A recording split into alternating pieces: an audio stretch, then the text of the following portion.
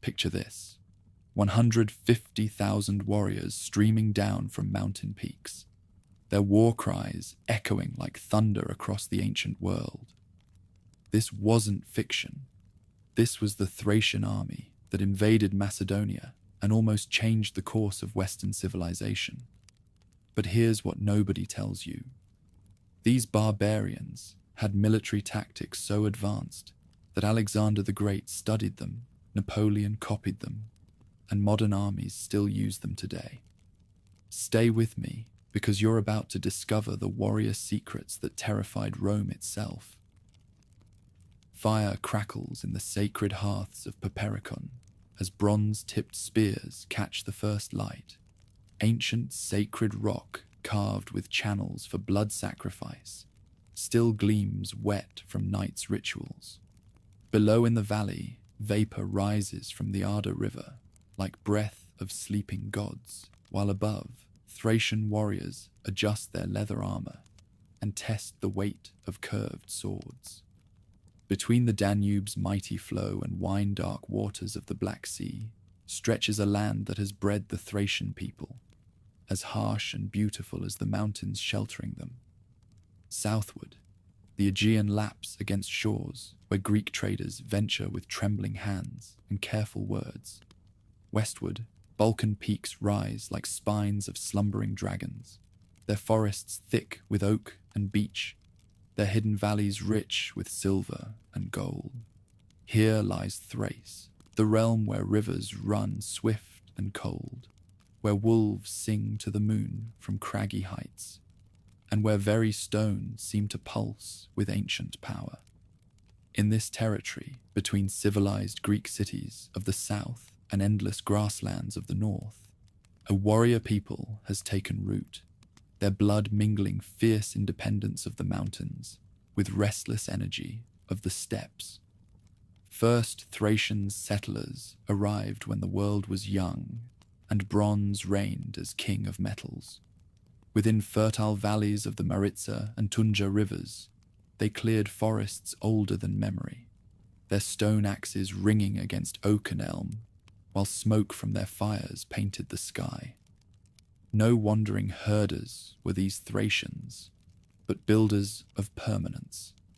Men and women who looked at rich earth and declared, "Here we make our stand." Every defensible hill crowned their settlements, timber and stone walls rising where land commanded distant views. From such heights, Thracian sentries could watch river crossings and mountain passes, their bronze horns ready to sound warning of approaching enemies. Placement of their towns spoke of people who understood that strength came not from walls alone, but from choosing where to build them. In shadow of Mount Rhodope, where morning sun turns snow peaks to molten gold, the first Thracian metalworkers learned secrets that would make their names whispered in awe across the ancient world. Deep in mountain caverns, they kindled fires hot enough to make copper flow like water, mixing red metal with tin brought from distant lands by traders, whose ships had weathered storms beyond counting. Bronze they created surpassed mere utility. Each blade, each spear point, each ornament bore the mark of craftsmen who saw in molten metal the same divine fire that burned in their own hearts. Their weapons held edges sharp enough to part silk. Their vessels reflected faces with clarity of still water, and their ornaments caught light like captured stars. Word of their skill spread along trade routes, drawing merchants from Troy, from Mycenae, from islands whose names were already becoming legend. Yet the Thracians proved more than smiths and warriors. In their sacred groves, where ancient oaks stretched gnarled branches toward the sky, Thracian priests who had mastered the art of speaking with gods performed rituals that would echo through centuries. They knew that divine dwelt not in distant Olympus alone, but in every running stream, every windswept peak, every place where earth met sky in perfect harmony. Great goddess ruled their mysteries. she who was maiden in spring, mother in summer, crone in winter's grip. Her shrines dotted the landscape like jewels in a crown, each one marking a place where the veil between worlds grew thin. Here, priestesses danced until their souls left their bodies, returning with prophecies that guided kings and commoners alike. Rhythm of their sacred drums became the heartbeat of the land itself. When first Greek traders sailed northward from their island homes, following currents that promised profit and adventure, they found the Thracians, a people whose wealth matched their fierceness. Gold gleamed in royal treasures. Silver flowed in streams of jewelry adorning both men and women, and amber glowed like trapped sunlight in ornaments that seemed to hold summer's very essence. Exchanges that followed transformed both peoples. Greek olive oil and wine flowed northward, carried in amphorae, whose painted scenes told stories of heroes and gods. In return, Thracian grain fed southern cities. Thracian timber built Greek ships, and Thracian metals armed Mediterranean warriors. Yet this was no simple trade of goods for goods. It was the meeting of two worlds, each learning from the other while remaining stubbornly, proudly itself. In harbour towns that sprouted along the Black Sea coast, Thracian chiefs learned to appreciate subtle pleasures of aged wine, while Greek merchants developed a taste for fierce honey mead that warmed northern halls through winter months.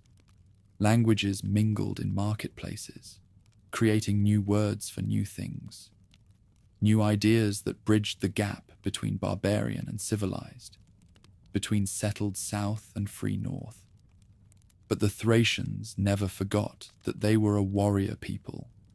Every boy learned to ride before he could properly walk. Every girl mastered arts of healing that kept warriors fighting and families fed through lean times. Thracian cavalry became terror of the ancient world, horsemen who seemed born in the saddle, whose mounts obeyed not just rein and heel, but the very thoughts of their riders. Curved swords they carried, forged in sacred fires of earthly forges, could cleave shields and armor as easily as wheat before the sickle. Their small round shields, reinforced with bronze bosses that gleamed like suns, turned aside spear thrusts while leaving bearers free to strike with deadly precision. Most fearsome of all was their battle cry, a howl that seemed to come not from human throats but from wolves of high mountains, a sound that chilled enemy blood and filled friends with supernatural courage. Aristocracy that ruled these warriors lived in halls rivaling the palaces of southern kings. Massive timber beams supported roofs thatched with reeds from river marshes, while walls bore hangings woven with patterns that told stories of heroes and gods. Here, beneath smoke-darkened rafters, where shields of ancestors hung like fallen moons, chieftains held court with magnificence that impressed even sophisticated visitors from civilized lands. Their feasts became legendary, tables groaning under weight of roasted meat and fresh bread, while silver cups brimmed with wine that had traveled from distant vineyards or mead distilled from honey of mountain bees. Bards sang of ancient glories, while their listeners' eyes grew bright with drink and dreams of their own deeds worthy of song. Bonds forged in these halls over shared cups and sworn oaths created networks of alliance that could summon armies from across the length and breadth of the realm. Women of these noble houses wielded power that southern lands could barely comprehend. They owned land in their own right, commanded servants and slaves, and spoke in councils where their words carried the same weight as those of men. Many became priestesses of great goddess, their authority extending into realms where even kings trod carefully. Others mastered arts of war, riding to battle beside brothers and husbands, their prowess with bow and blade earning respect from the fiercest warriors. Trade routes that had once carried only essentials now bore luxury goods, that spoke of growing wealth and sophistication. Amber, prized above gold by those who knew its worth, travelled southward to adorn throats of queens and goddesses. Honey that mountain bees gathered from highland flowers found its way to tables where kings and nobles savoured its sweetness. Most precious of all was silver that flowed from local mines, metal so pure that craftsmen needed no art to make it beautiful, for it gleamed with its own inner light. Yet beneath growing prosperity, older patterns endured. Seasons still turned according to rhythms set when the world began, and the mountain peoples danced to those rhythms with grace that city dwellers had forgotten. Spring brought festivals where young people crowned themselves with flowers and chose partners for the year to come. Summer saw great gatherings where tribes met to trade horses, arrange marriages, and settle disputes through contests of strength and skill. Autumn meant harvest festivals, where first grain was offered to the gods and last gleaning shared among the poor. Winter brought warrior dances, when men and women alike performed steps that honored ancestors and prepared the young for battles yet to come. Such celebrations were more than entertainment. They were threads that wove individual lives into the larger pattern of tribal existence. Burial customs of these ancient peoples revealed their beliefs about death and the world beyond. Great mounds rose across the landscape, each one marking the resting place of a chieftain whose deeds had earned him remembrance. Within these earthen pyramids, the dead lay surrounded by treasures of their lives, weapons that had tasted enemy blood, cups that had held wine at victory feasts, ornaments that had caught admiring eyes at royal courts. But tombs held more than mere possessions. Horses were sacrificed to carry their masters through shadowy realm of death, their faithful service continuing beyond the grave. Servants chosen for their loyalty followed their lords into darkness, ensuring that great ones would lack for nothing in their eternal halls. Such practices, which horrified more civilized peoples, reflected a worldview in which death was not an ending, but a transformation. Not a defeat, but a journey to new adventures. As centuries passed and Bronze Age gave way to an era where iron became master of metals, the northern tribes adapted without losing their essential character. Their smiths learned to work the harder metal, creating weapons that held keener edges and lasted longer in battle. Their traders expanded their networks, bringing new goods and new ideas from lands whose names had never before been spoken in their halls. Influence of the growing Hellenic world could be seen in many aspects of life, yet it never overwhelmed native traditions. Painted pottery appeared in homes, but alongside vessels made in patterns that had pleased local eyes for generations. Southern myths began to mingle with northern legends, creating new stories that reflected experiences of both peoples while remaining true to the spirit of neither. Even gods themselves seemed to approve of this blending.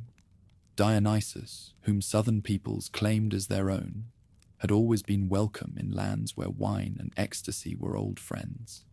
That great god who died and was reborn, with each turning year, found eager worshippers among a people who had always known that death and life danced together in an eternal spiral. Orpheus, the divine musician whose song could charm stones and tame wild beasts, was claimed by both Hellenes and Northerners as their own.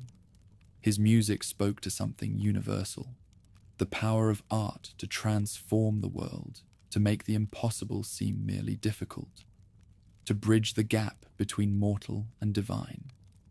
In these mountain lands, where every stream had its song and every wind its voice, Orpheus was not an anomaly, but the natural expression of a world where music and magic were one. Warriors who emerged from this rich cultural mixture were unlike any others in the ancient world. They combined tactical sophistication learned from southern military science with individual prowess that came from a lifetime in the saddle. Their cavalry charges became the stuff of nightmares for enemy infantry, while their skill with the javelin made them deadly at distances where heavier-armed opponents could not reply. More than weapons and tactics, however, these horsemen possessed something that could not be taught or learned, the absolute conviction that they were fighting for something worth dying for. Whether defending their homeland against invaders or riding to aid allies in distant battles, they carried with them the knowledge that their ancestors watched from the shadowy realm beyond death, ready to welcome heroes home or turn their faces from cowards. Tribal structure that governed society reflected this warrior ethos, while allowing for complex relationships that modern civilization required. At the apex stood the kings, chosen for their prowess in battle and their wisdom in council. Below them ranged the nobility, bound by oaths of loyalty, but retaining independence that made them valuable allies rather than mere servants. Common people, farmers, craftsmen, traders, formed the backbone of society, their labors supporting the warriors who protected them and priests who interceded with the gods on their behalf. Yet even among the humble, the warrior spirit remained strong. In times of need, the plowman could take up sword and spear. The smith could mount a horse and ride to battle. The trader could guide armies through mountain passes known only to those who had traveled them in peace. Slavery existed in this society, as it did throughout the ancient world, but it took forms that reflected the values of a people who prized individual strength and courage. Slaves could earn freedom through brave service, could rise to positions of trust and authority, could even be adopted into the families they served with such devotion. Chains that bound bodies could not bind spirits, and masters respected the souls of even their most humble servants. Women of ancient times enjoyed freedoms that would have scandalized the civilized cities of the South. They could own property, engage in trade, speak in councils, and even lead armies if their birth and abilities warranted such elevation. Great goddess who ruled over fertility and war alike demanded strong servants, and society responded by producing women who could match men in every field, save perhaps sheer physical strength. Yet for all their fierce independence and warrior pride, these mountain peoples were never mere barbarians content with raid and pillage. Their craftsmen produced works of art that rivaled anything created in workshops of more famous peoples. Their poets composed verses that captured beauty of mountain dawns and tragedy of heroes fallen in battle. Their thinkers pondered questions of fate and freedom, duty and desire, mortality and the meaning of existence.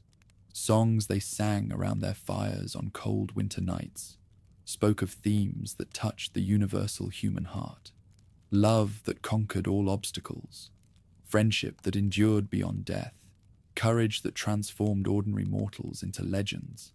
These were the subjects that moved audiences to tears or laughter, that inspired young people to great deeds and comforted the old with memories of glories past. As the 8th century, before the Common Era, drew to its close, this world stood poised on the threshold of changes that would transform it beyond recognition. Scattered tribes that had defended their mountain fastnesses and river valleys for countless generations were beginning to feel the stirrings of a larger destiny. Kings with broader visions than their predecessors dreamed of uniting the fractured peoples under single banners, of creating kingdoms that could stand as equals with the great powers of the age. Now the stage was set for the emergence of heroes whose names would echo through corridors of time, for the building of cities that would rival Athens and Sparta in their glory, for the forging of alliances that would reshape the balance of power throughout the Eastern Mediterranean. An age of scattered tribes was drawing to its close, and the age of great kingdoms was about to begin. Yet beneath all changes that were to come, the essential spirit of the people would endure. They would remain what they had always been, children of the mountains and rivers, servants of gods both ancient and new. Warriors who knew that honor mattered more than life, and that some things were worth any sacrifice to preserve. Bronze weapons of their ancestors might give way to iron. Their timber halls might be replaced by stone palaces. Their tribal gatherings might evolve into the councils of kings. But the fire that burned in northern hearts would continue to blaze, with the same fierce light that had guided them through the darkness of prehistory into recorded history's dawn. In the end, they were more than the sum of their achievements, greater than the monuments they built or the battles they won. They were a people who understood that true immortality came not from avoiding death, but from living so fully, so bravely, so completely, that death itself became merely another adventure in the endless journey of the soul. Sun sets behind the western mountains, painting the sky in shades of gold and crimson that remind all who see them why these warriors chose this land for their own. Tomorrow will bring new challenges, new opportunities, new chapters in the story that has no ending. But tonight, around fires that warm their halls and camps, the people of rivers and mountains tell the old stories one more time, keeping alive the memories that make them who they are. Salt spray mingles with wood smoke as Hellenic colonists beach their black ships on the shores of Apollonia, their eyes scanning the rugged coastline for signs of the fierce tribes they have heard whispered about in distant taverns. Behind them, the wine-dark sea stretches toward familiar islands and safe harbors. Before them lies Thrace, a land of opportunity and danger in equal measure, where fortunes can be made and lives lost with equal swiftness. From forested hills overlooking this historic landing, Thracian warriors observe the newcomers with calculating eyes. These are not raiders come to burn and pillage, but settlers carrying amphorae of olive oil, bundles of finished goods, and the tools of permanent habitation. Horsemen exchange glances that need no words.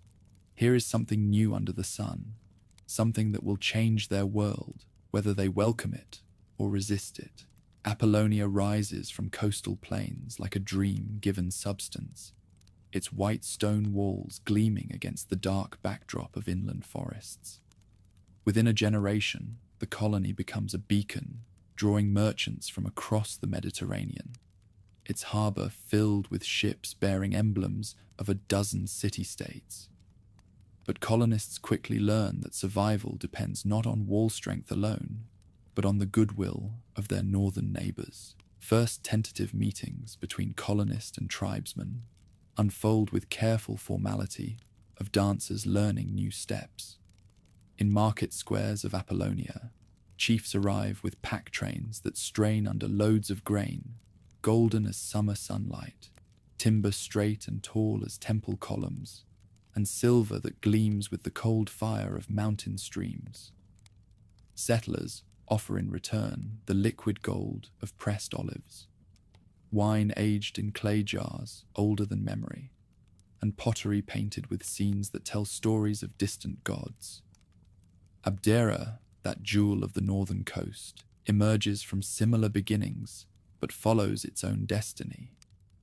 Here, colonists chose their site with an eye not just for trade but for defense, positioning their settlement where land and sea provide natural barriers against hostile approach.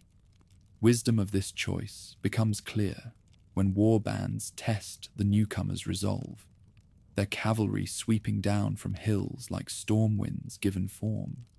Even warfare in this strange new world follows patterns different from simple raid and counter-raid that marked earlier conflicts. These coastal peoples discover that their settlers possess knowledge and skills worth more than treasure house contents. When tribal champions fall in battle, southern physicians work alongside native healers to save what lives they can. When disputes arise over boundaries and grazing rights, law speakers sit in council with tribal elders to find solutions that satisfy honor on both sides. Byzantium stands where Europe meets Asia, its position making inevitable the convergence of worlds that have known each other only through legend and rumor. Here, the Bosphorus narrows to a channel that determined men can almost leap across, and through this bottleneck flows the commerce of continents. This colony becomes more than a trading post. It becomes a bridge between civilizations. From workshops in the lower town, metal workers emerge to study southern techniques for working bronze and iron, while teaching colonists secrets of alloys that make blades hold their edge longer and armor turn aside blows that would shatter lesser protection. Fusion of traditions produces weapons and tools, superior to either parent craft, and soon merchants carry these hybrid creations to markets from Spain to Scythia. Wealth flowing through these coastal entrepôts transforms the interior in ways both subtle and profound. Chiefs who once measured riches in cattle and horses now accumulate silver, storing it in strong boxes that require new forms of accounting to track. Old gift exchange economy, where a warrior's status depended on his ability to give lavish presents to followers and allies, evolves to accommodate coined money and calculated profit. In timber halls of tribal kings, new voices make themselves heard. Merchants who have traveled to distant lands bring back more than goods. They carry ideas, techniques, and perspectives that challenge traditional ways of thinking. Young people, especially, prove eager to embrace foreign innovations, much to the dismay of elders who see in every change a threat to customs that have served their people well for countless generations. Mercenaries from the northern tribes begin appearing in conflicts far from their homeland, their distinctive weapons and tactics earning them reputations that command premium wages. At first, these are individual adventurers seeking fortune and glory in foreign service. But as word spreads of their prowess, southern generals actively recruit entire war bands, offering terms that make military service more profitable than cattle raiding or agricultural labor.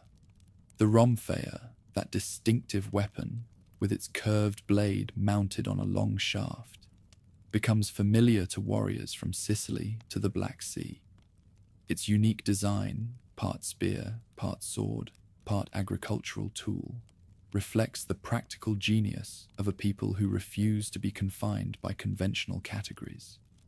In skilled hands, the rhomphaia can outreach traditional spears, while delivering cutting blows that no straight blade can match. Warriors from these lands bring fighting techniques developed in the harsh school of tribal warfare.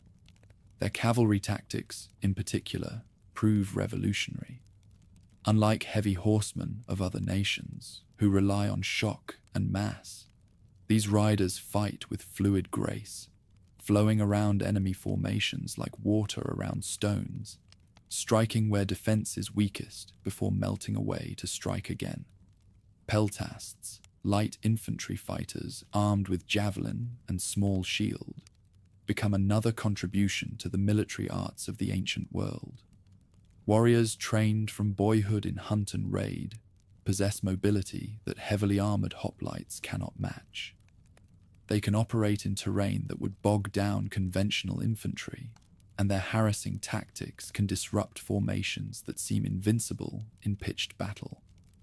Most profound changes occur not on battlefields, but in councils and feast halls, where leaders gather to debate the course of their people's future. Influx of foreign goods and ideas creates new possibilities, but also new tensions. Some chieftains embrace opportunities that foreign trade provides, seeing in southern partnerships the key to greater wealth and power.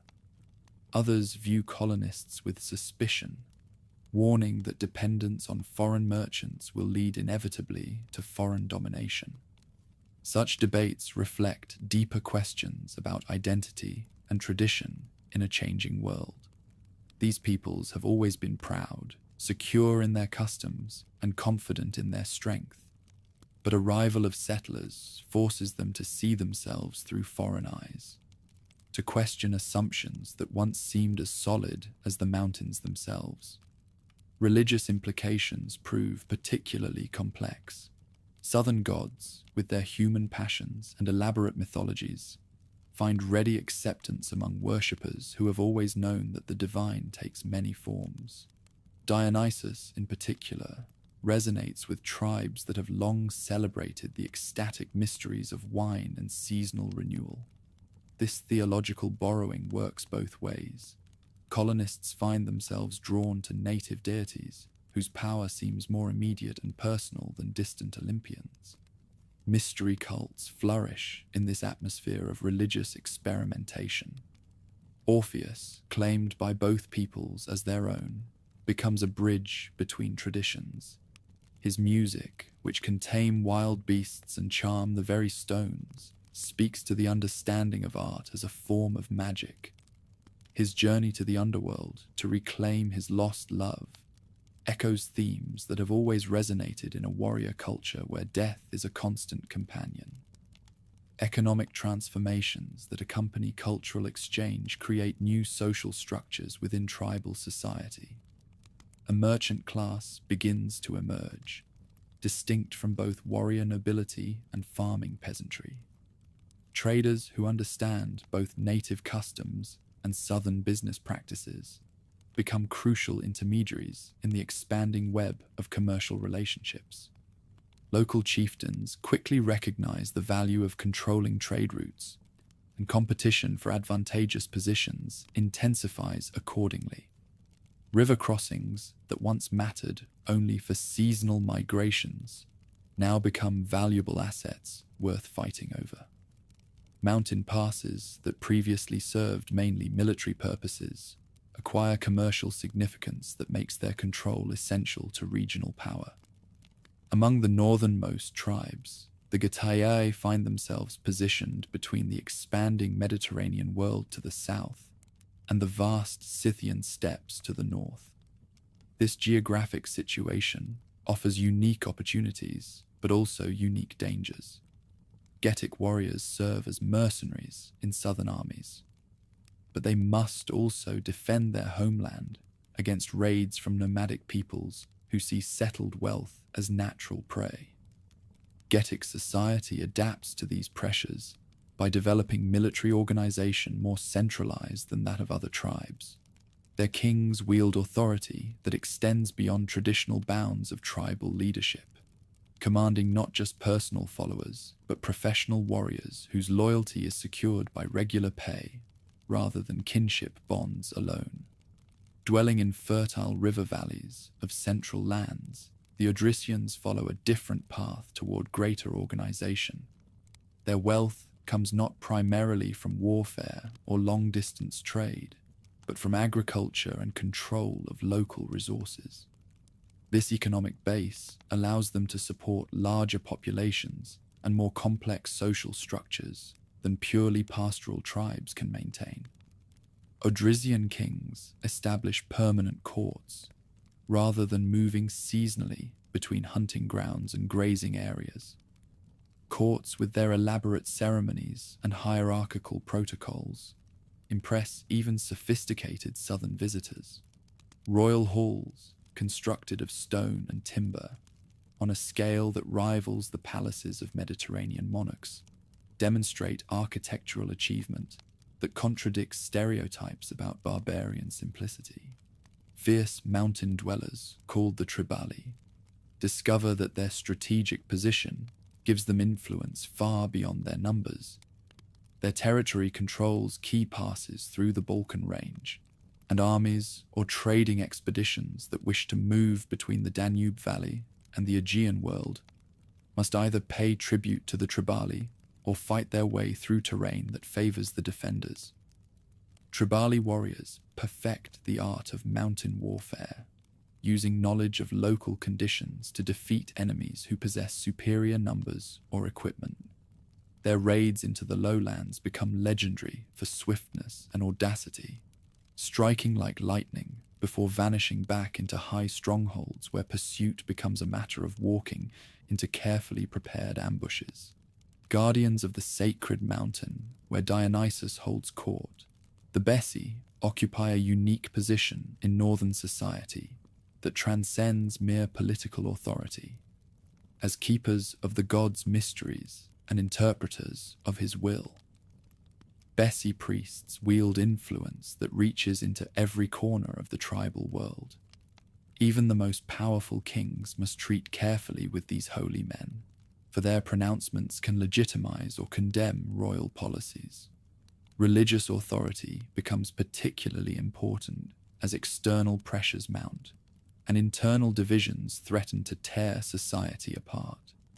Bessi serve as mediators in disputes between tribes, their sacred status allowing them to speak truths that purely secular leaders could not voice without triggering blood feuds. As the 7th century gives way to the 6th, and the 6th to the 5th, these various pressures and influences begin to coalesce into something unprecedented in northern history. Scattered tribes that have dominated these lands since time immemorial start to feel the pull of larger loyalties, greater purposes that transcend traditional boundaries. Wealth generated by Mediterranean trade provides resources necessary for ambitious projects that would have been impossible under the old economy. Kings can now afford to maintain professional armies, rather than relying solely on seasonal levies of farmer warriors.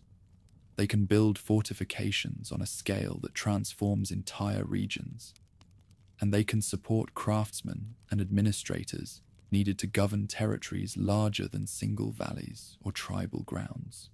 Perhaps most importantly, intellectual ferment created by cultural exchange produces leaders with vision, broad enough to imagine new forms of political organization. Men who have traveled to southern cities and seen how diverse populations can be welded into unified states, who have studied foreign methods of administration and military organization, who understand that the future belongs to those capable of adapting and growing.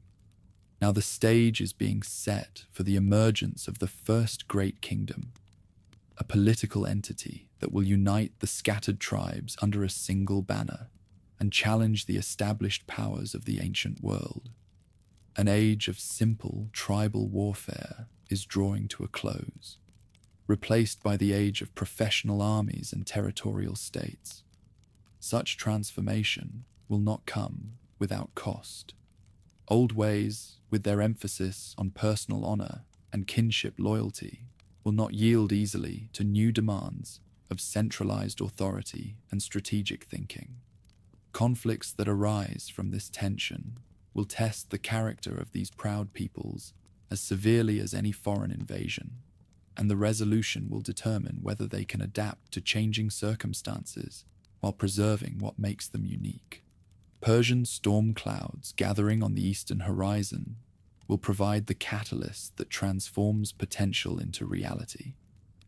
When the great king turns his eyes toward Europe and begins to plan his conquest of the West, northern tribes will face choices that will echo through generations. Some will submit to overwhelming force, others will resist to the death, but all will be forced to confront the reality that their world has grown too small for isolation and too complex for the simple solutions of the past. Thunder rolls across the plains of Marathon as Persian dead lie scattered like grain before the reaper, their dreams of European conquest dissolving into the morning mist that rises from blood-soaked earth. Far to the north, beyond the Aegean's wine-dark waters, Thracian chieftains gather around their council fires to debate what this stunning victory means for their own future. Some see opportunity in Persian weakness, others wisdom in remaining loyal to the great king's distant throne. Among these deliberating lords stands Therese, son of kings and father of ambitions that stretch beyond the traditional boundaries of tribal authority. His weathered hands trace patterns in the dust as he speaks of unity, of purpose greater than clan loyalty or seasonal raiding. Where other chiefs see chaos in the Persian retreat, Teres perceives the moment when scattered tribes might forge themselves into something unprecedented, a realm worthy of the ancient name of Thrace.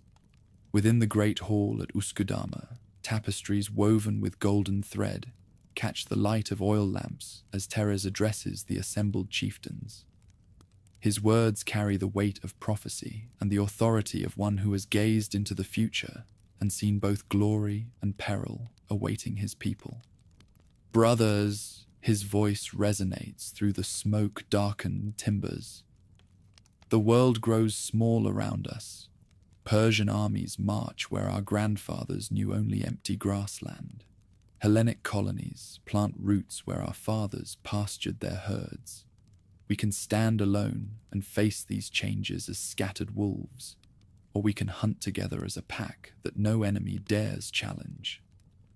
The Odrysian tribes, dwelling in the fertile valleys where the Hebrus and Tunja rivers converge, have long been the wealthiest and most sophisticated of the northern peoples. Their kings command not merely warriors bound by oath and kinship, but artisans whose skills rival those of southern cities, merchants whose trade networks span from the Black Sea to the Adriatic, and priests whose wisdom preserves mysteries older than written memory. Teres himself embodies this blend of ancient tradition and modern ambition. Trained in the warrior arts from childhood, he can ride harder, fight longer, and drink deeper than men half his age. But he has also traveled to cities of the south, studied foreign methods of statecraft, and learned to think in terms of taxation and administration rather than simple raid and tribute. His vision encompasses not just the Odrysian heartland, but all the tribes from the Danube to the Aegean. In the sacred grove, where oak trees older than human memory stretch their branches toward the sky, priests of the great goddess prepare the coronation ceremony that will establish the first unified state.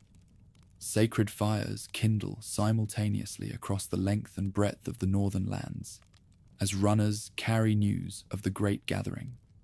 From the Danube marshes to the Rhodope peaks, from the Black Sea shores to the borders of Macedonia, warriors pound their spears against their shields in rhythm that echoes like thunder across the realm. The golden circlet, wrought by craftsmen whose art transforms base metal into something approaching divine radiance, settles upon Teresa's brow as hundreds of tribal chiefs kneel in acknowledgement of a new order. The crown itself tells a story. Thracian gold, worked with techniques learned from Persian masters, decorated with gems that arrived in the saddlebags of merchants from India, inscribed with symbols that blend native tradition with southern learning. Central authority, balanced with local independence, becomes the foundation of this new political structure.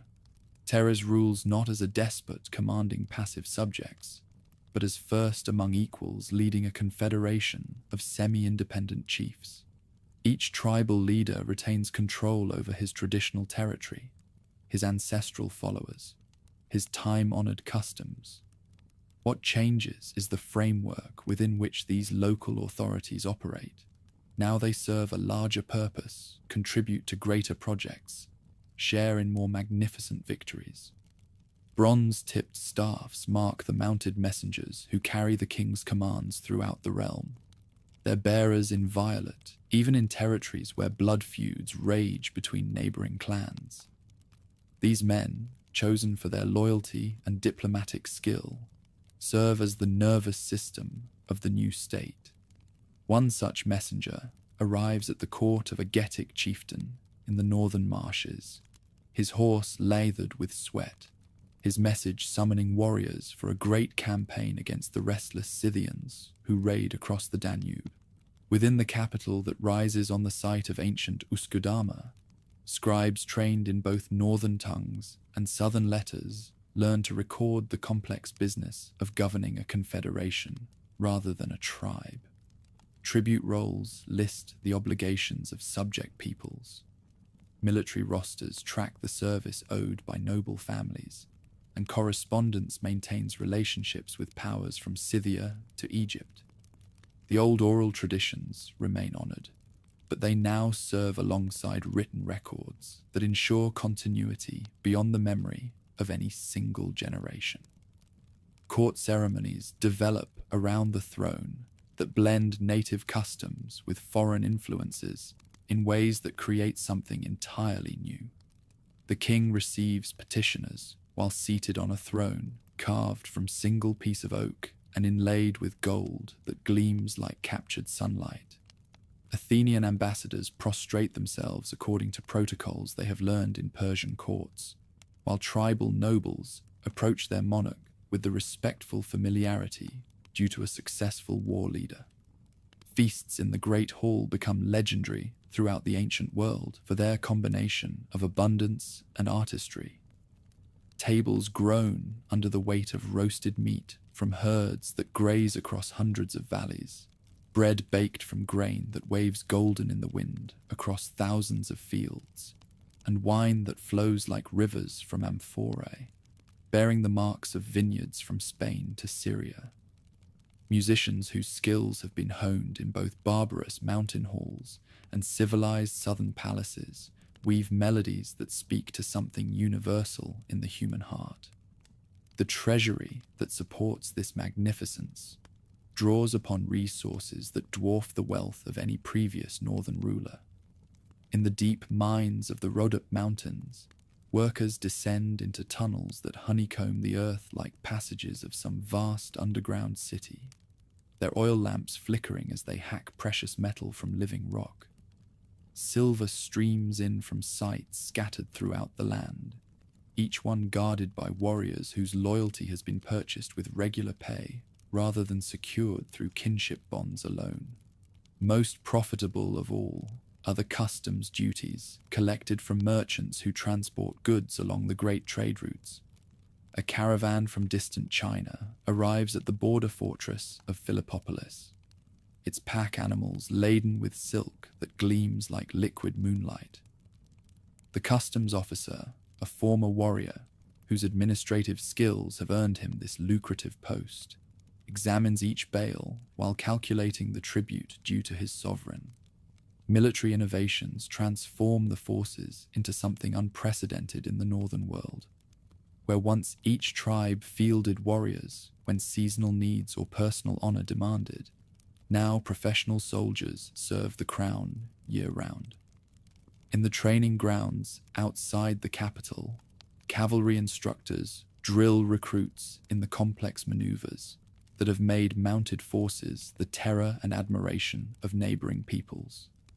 Horses bred specifically for speed and endurance carry riders armored in scales of bronze that shimmer like serpent skin, armed with lances that outreach any infantry weapon. These horsemen practice charges with the impact of a landslide, withdrawals with the swiftness of wind across the steppes. Their tactics, refined through constant practice and tested in border skirmishes, represent the culmination of centuries of mounted warfare. Infantry formations that support these cavalry charges adopt innovations learned from southern military science while retaining the individual prowess that marks northern warriors. Peltasts, armed with the traditional javelin and crescent shield, fight alongside hoplites equipped with long spears and bronze-faced shields, creating tactical flexibility that allows commanders to adapt to any battlefield situation. In workshops within the palace complex, armorers produce weapons and equipment that rivals the finest creations of southern smiths. The famous rhomphaia, that curved bladed polearm that can serve as spear, sword, or agricultural tool, receives improvements in balance and metallurgy that make it even more deadly in skilled hands.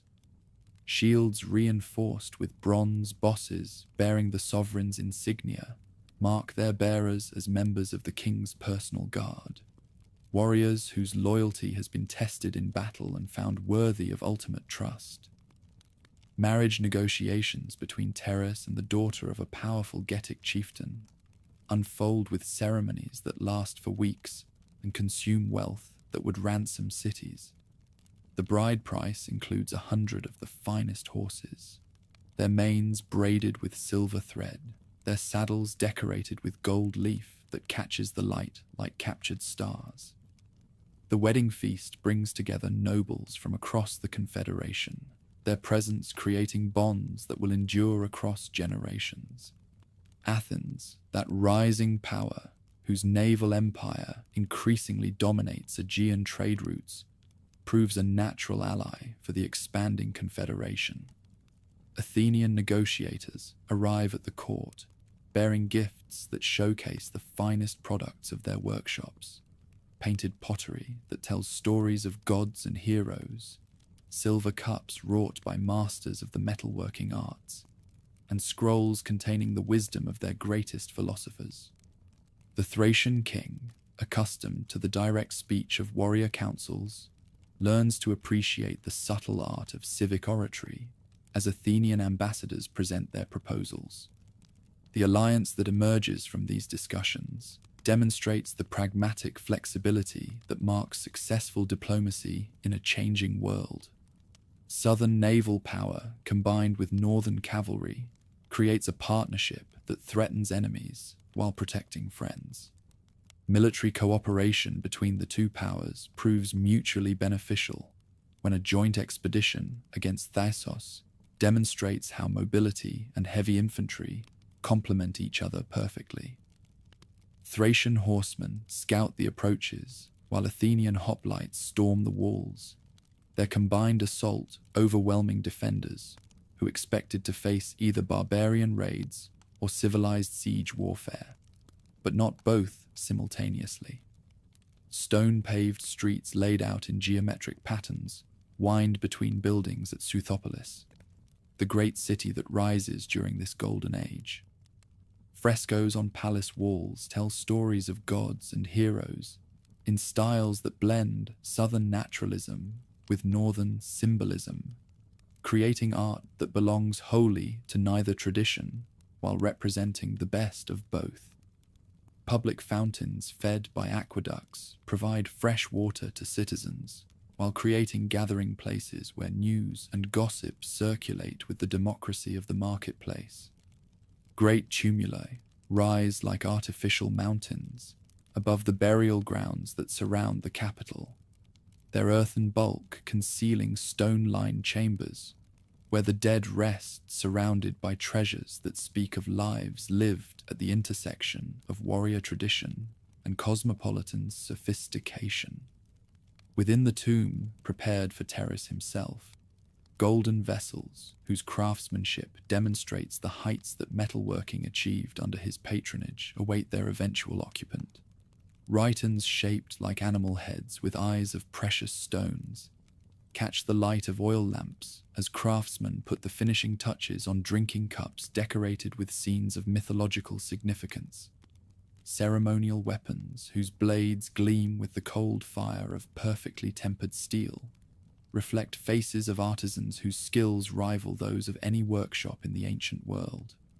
The great goddess, who has always ruled northern mysteries, finds herself sharing sacred space with Olympian deities, whose anthropomorphic personalities appeal to audiences raised on heroic poetry.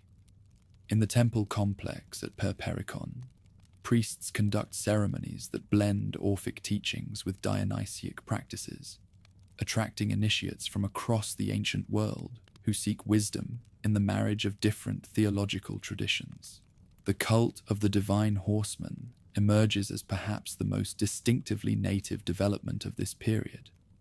Votive reliefs carved by master sculptors show this mounted deity blessing warriors before battle, protecting travelers on dangerous roads, and guiding the souls of the dead to their eternal rest. Neither fully southern nor traditionally northern, this figure embodies the mounted warrior ideal that defines the age while incorporating concepts borrowed from various mystery traditions. Monopolies on certain luxury goods generate revenues that fund military campaigns and public works, while selective trade privileges reward loyal subjects and punish rebellious ones.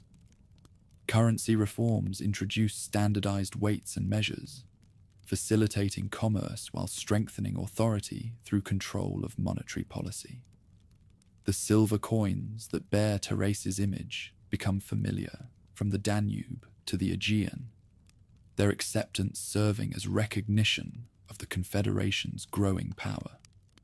Agricultural improvements increase productivity in the fertile river valleys through application of techniques learned from southern experts and Persian irrigation specialists. New crops introduced from distant lands, varieties of wheat that resist drought, fruit trees that bear larger harvests, vegetables that grow in previously unsuitable soil, diversify the food supply while creating additional export opportunities.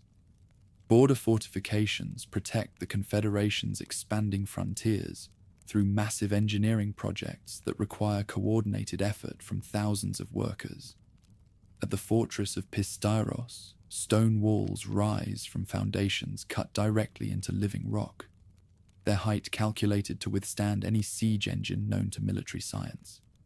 The men who garrison these remote posts develop into professional soldiers whose skills are honed by constant skirmishing with hostile neighbors.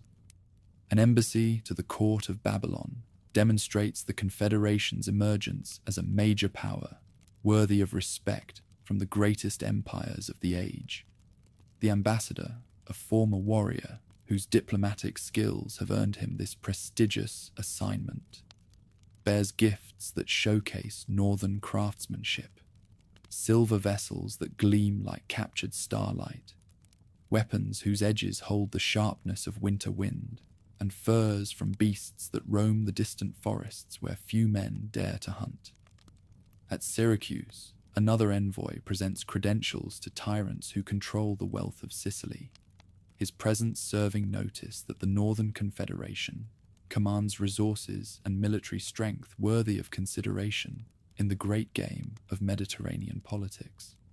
The gifts he bears, golden ornaments that catch the light like trapped sunshine, amber that glows with the warmth of summer days, and horses whose bloodlines trace back to the sacred herds of the steppes, create impressions that will influence diplomatic relations for generations to come.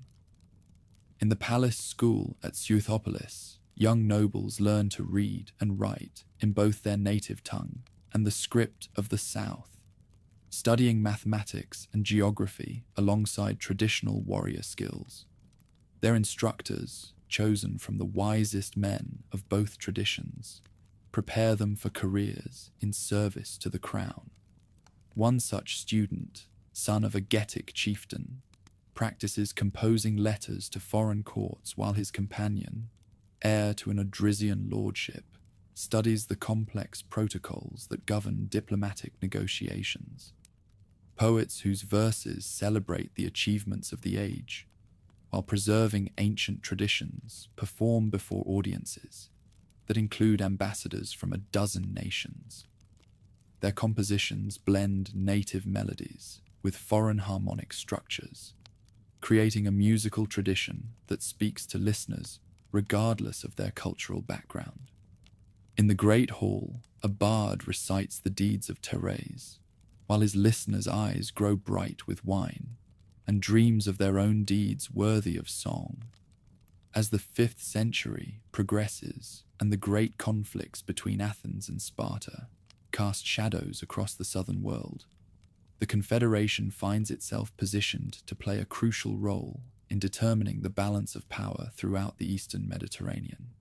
The choices that northern rulers make in the coming decades will determine not only their own fate, but the destiny of all who dwell in the lands between the Danube and the Aegean. The foundation that Thérèse laid through his vision and determination has created something unprecedented in the history of the northern peoples, a state capable of standing as an equal among the great powers of the ancient world. Whether his successors can maintain this achievement while adapting to new challenges remains to be seen. But the Confederation has already transformed the political landscape of southeastern Europe in ways that will echo through the centuries to come. Sitalces surveys his massive army from atop a ridge overlooking the valley where the Axios River winds toward the sea, its waters reflecting the bronze of 150,000 spears.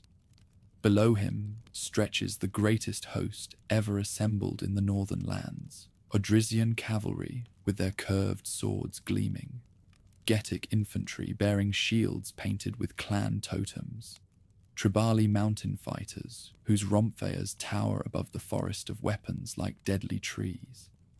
The king's weathered face shows no emotion as he contemplates the invasion of Macedonia that will shake the pillars of the southern world.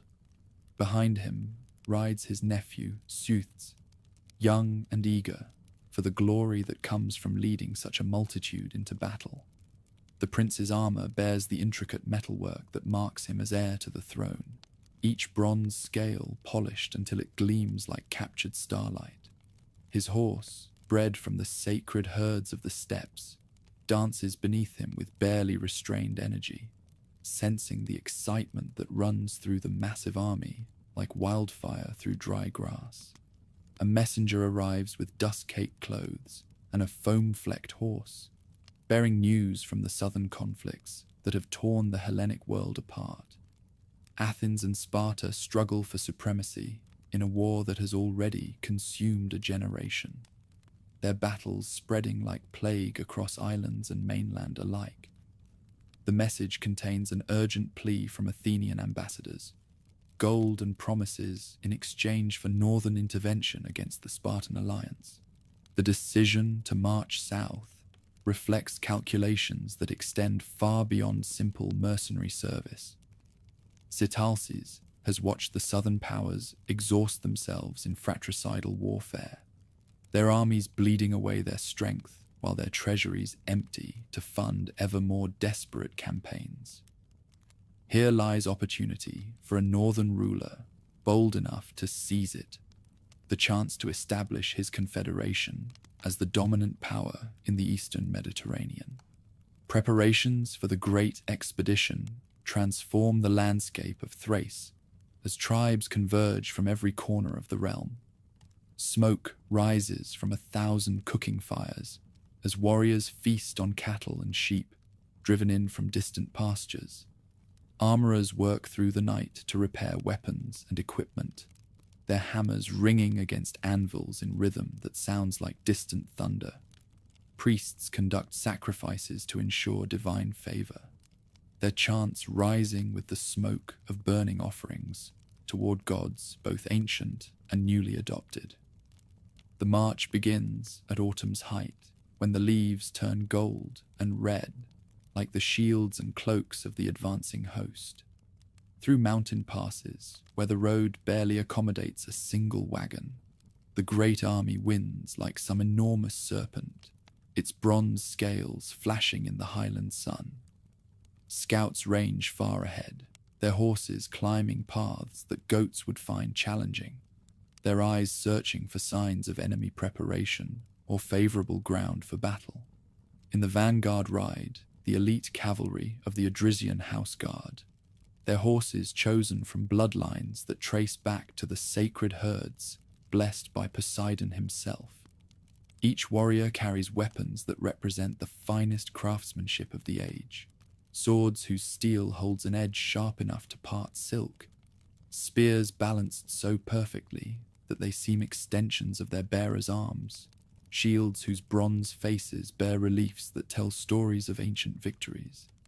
Behind the cavalry march, the peltasts, those light infantry whose tactics have revolutionized warfare throughout the Mediterranean world, armed with javelins whose points have been blessed by priests of Ares, protected by shields of leather and bronze that turn aside arrows, while remaining light enough for swift movement.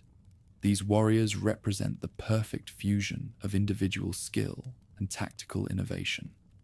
The heavy infantry follows in formations that speak of discipline learned through years of professional service. Their long spears create forests of bronze-tipped ash. Their shields overlap like scales on some great beast. Their steps keep time to drums, whose rhythm has guided northern warriors into battle since the world was young. Many bear scars from previous campaigns, their faces marked by the harsh schooling of tribal warfare. Supply trains stretch for miles behind the fighting men, their wagons creaking under the weight of provisions that must sustain this multitude through a campaign that may last until the spring flowers bloom. Drivers crack their whips over teams of oxen whose strength has been tested on mountain roads where a single misstep means death in the gorges below. Guards march alongside the vulnerable baggage, their watchful eyes scanning the surrounding terrain for signs of bandits or enemy raiders. The invasion of Macedonia unfolds with the methodical precision of a landslide. Border fortresses that might withstand conventional armies crumble before the sheer weight of numbers that Sitalces brings to bear. Defenders who have prepared for raids by a few thousand warriors find themselves facing a host larger than some entire populations, their carefully planned defenses overwhelmed by forces they never imagined possible. At the fortress of Idomen, the garrison commander watches in horror as the northern tide flows around his walls like water around a stone. His 70 warriors, veterans all, clutch their weapons with hands gone white from fear as they contemplate facing odds that defy rational calculation. The walls that seemed impregnable yesterday appear fragile as eggshells when measured against the bronze tide that approaches with inexorable certainty. The siege, when it comes, lasts barely a day. Scaling ladders crafted from timber cut in the Rhodope forests lean against stones quarried from Macedonian hillsides, while the defenders pour arrows and stones down upon attackers who seem as numerous as leaves in autumn wind. But for every northerner who falls, 10 more take his place, their war cries echoing off the mountains until the very rocks seem to answer with their own savage voices. Victory brings its own problems. The great army that seemed invincible in movement becomes unwieldy in occupation, its very size making it impossible to supply through conventional means. Foraging parties strip the countryside bare, leaving behind devastation that breeds resentment among populations who might otherwise welcome liberation from Macedonian rule. What begins as a campaign of conquest threatens to become an exercise in systematic devastation. King Perdiccas of Macedonia, his face pale with the knowledge of his realm's peril, receives the northern king in his palace at Pella, with ceremonies that mask desperation beneath diplomatic protocol. The Macedonian throne room, with its painted columns and mosaic floors, provides a stark contrast to the timber halls where Sitalces learned kingship. Here, civilization confronts barbarism in the persons of 2 rulers who understand that their meeting will determine the future of southeastern Europe. Negotiations between the monarchs reveal the complexity of alliances in a world where today's enemy may become tomorrow's friend. Perdiccas offers tribute that would beggar most treasuries: gold enough to plate a temple, silver sufficient to arm a nation, and hostages from his own family to guarantee his word. But Sitalces, his eyes fixed on grander prizes, demands submission that would reduce Macedonia to a northern dependency. The diplomatic dance that follows tests both rulers' abilities to balance strength with wisdom. Perdiccas knows that submission means the end of Macedonian independence, while Sitalces understands that total conquest would require resources he cannot spare from other frontiers. Behind their words lies the unstated recognition that winter approaches, and the great army cannot remain in the field indefinitely without devastating the very lands it seeks to control. Weather ultimately decides what diplomacy cannot resolve. Early snows begin falling, while the armies still maneuver for advantage. And the northern warriors, who seemed invincible in autumn, begin to suffer from cold that penetrates even their thick cloaks and leather armor. Supply lines that stretched thin across hostile territory start to break entirely as storms block the mountain passes that connect the invasion force with its homeland bases. The withdrawal, when it comes, proceeds with dignity that preserves northern honor while acknowledging practical realities. Sitalces leads his host back through the passes they had descended in such confidence, their baggage trains now laden with Macedonian tribute rather than the plunder they had expected to gather. The campaign has demonstrated northern power while falling short of total victory, establishing a pattern that will characterize relations between the great powers for generations to come. Winter quarters in the Thracian heartland provide opportunity for reflection on lessons learned from the Macedonian expedition. The great army disperses to its tribal components, but the experience of serving together in a unified force has created bonds that transcend traditional clan loyalties. Veterans gather around their fires to tell stories of the campaign, their tales growing grander with each retelling until mere tactical movements become epic adventures worthy of heroic song. Spring brings new challenges as the Southern War intensifies, and both Athenian and Spartan gold seeks to purchase northern support. Envoys from both sides arrive at the court with offers that would tempt the greediest king. Not just treasure, but military alliance, trading privileges, and the prestige that comes from association with the greatest powers of the age. The choice between these competing suitors will shape the Confederation's destiny for decades to come. At the assembly ground outside Seuthopolis, tribal chiefs gather to debate their response to these southern overtures. The Getae favor Sparta, whose military virtues resemble their own warrior traditions. The coastal tribes lean toward Athens, whose naval power protects the trade routes that bring prosperity to their harbors. The mountain clans care little for either side, preferring isolation to entanglement in foreign quarrels that promise much cost for uncertain gain. Seutes, now grown to manhood and proven in battle, advocates for a policy that maximizes northern advantage while minimizing southern dependence. His words carry weight not just from his birth, but from his demonstrated ability to lead men in battle and negotiate with foreign powers. "Let us take their gold," he declares, "but let us remember that we are Thracians first, allies second, and servants never." The Peltast revolution that transforms southern military thinking begins in the training grounds of Thracian mercenary companies. These light infantry, armed with javelins and small shields, demonstrate tactical flexibility that heavy hoplite formations cannot match.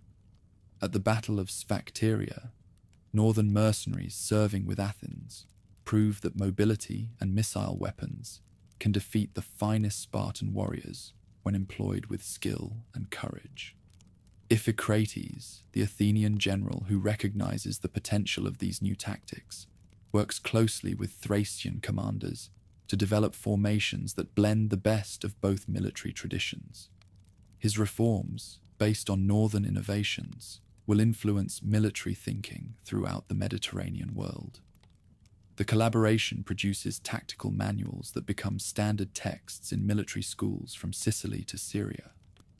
But success in foreign wars cannot mask growing problems within the Confederation itself. The wealth that flows from mercenary service and tribute payments creates inequalities that strain the bonds holding the alliance together. Some tribal leaders grow rich from their connections to southern powers, while others see their traditional authority undermined by new forms of wealth and influence they cannot control. Northern tribes under tribali leadership launch raids deep into the Balkans, striking targets that have grown prosperous but vulnerable through reliance on peaceful trade rather than warrior vigilance. These expeditions, nominally independent of Confederation policy, reflect the restless energy of peoples whose martial traditions resist the constraints of settled politics. Their success encourages similar enterprises among other mountain clans who see raiding as more honorable than farming or trading. Internal Odrysian disputes weaken the unity that Terras had forged through force of personality and shared purpose. Succession struggles following the great king's death pit brother against brother, uncle against nephew, in conflicts that drain resources and divide loyalties. The confederation that had seemed unshakable under its founder's rule reveals itself to be as fragile as any alliance built on personal relationships rather than institutional foundations. Cotys I, ascending to power through a combination of military prowess and political cunning, attempts to restore the confederation's former strength while adapting to changed circumstances. His court at Southopolis becomes a center of artistic and intellectual achievement that rivals Athens in its cultural sophistication.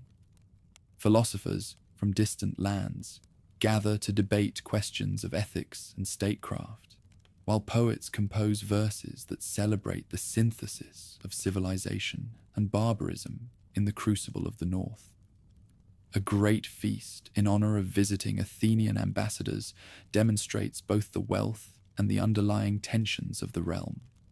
The hall glows with the light of 100 oil lamps as servants bearing silver platters move between tables, where nobles from a dozen tribes share food and wine.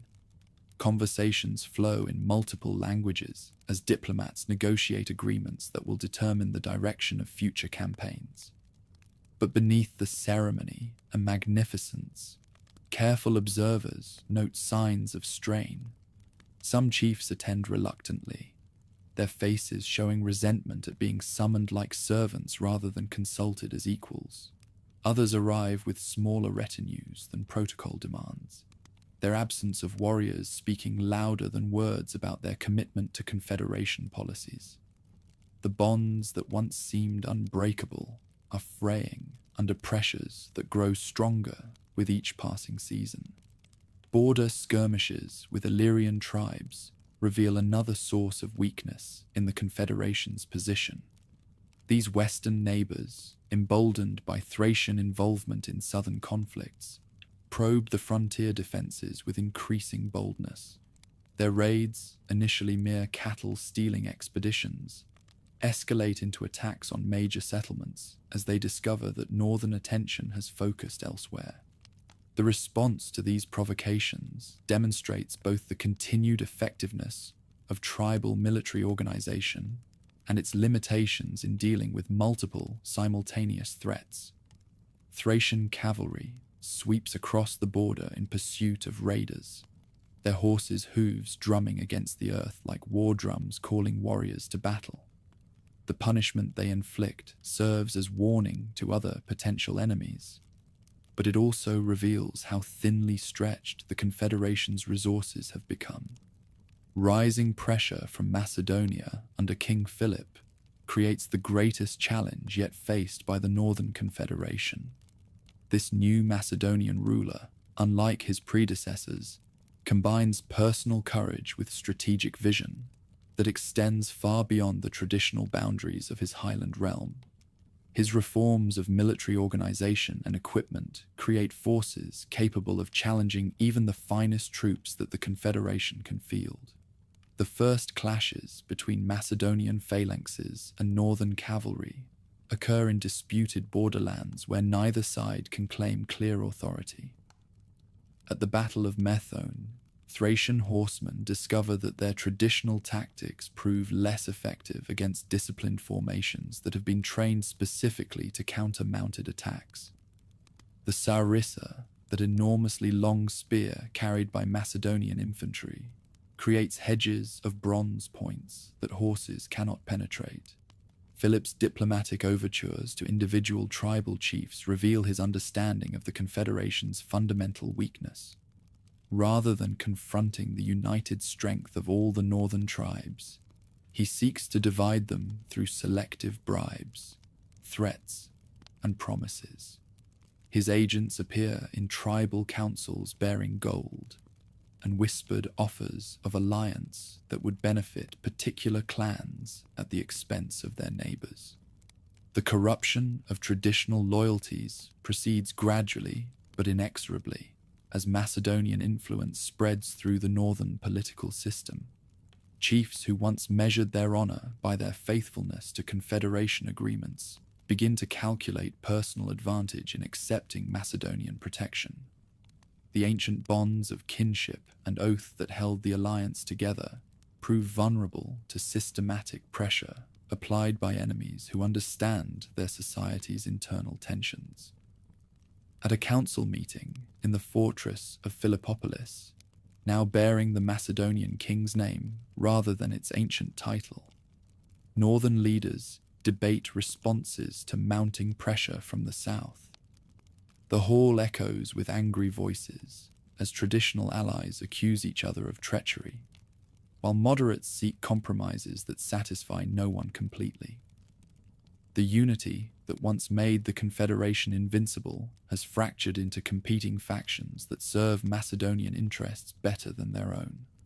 Mountain fortresses that once provided secure bases for northern operations now find themselves isolated by the shifting political landscape. At Pisteros, the garrison commander watches Macedonian patrols probe his defenses, while wondering whether relief forces will come from allies who may have already changed sides. His warriors, veterans of campaigns from the Danube to the Aegean, prepare for siege with the grim professionalism of men who understand that they may be fighting for more than mere territory.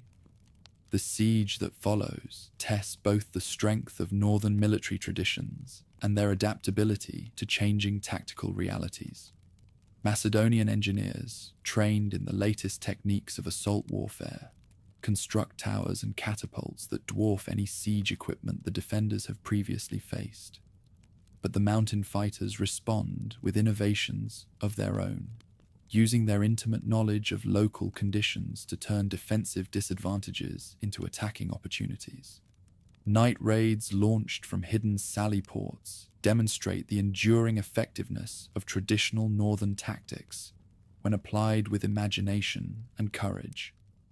Thracian warriors, their faces blackened with soot and their weapons muffled to prevent betraying sounds, slip through Macedonian lines like shadows given deadly form. Their attacks on the siege works force Philip's engineers to divide their attention between assault and defense, slowing the pace of operations while increasing their cost in both materials and lives. But individual heroism cannot indefinitely withstand systematic pressure, backed by superior resources. One by one, the mountain strongholds fall to Macedonian assault or surrender to Macedonian gold. The confederation that had seemed unshakable under Therese and formidable under Sitalces reveals itself to be as mortal as the men who led it, subject to the same forces of corruption and decay that have brought down mightier empires. Cotys, the last great king of the independent confederation, attempts to restore unity through a combination of internal reform and external alliance.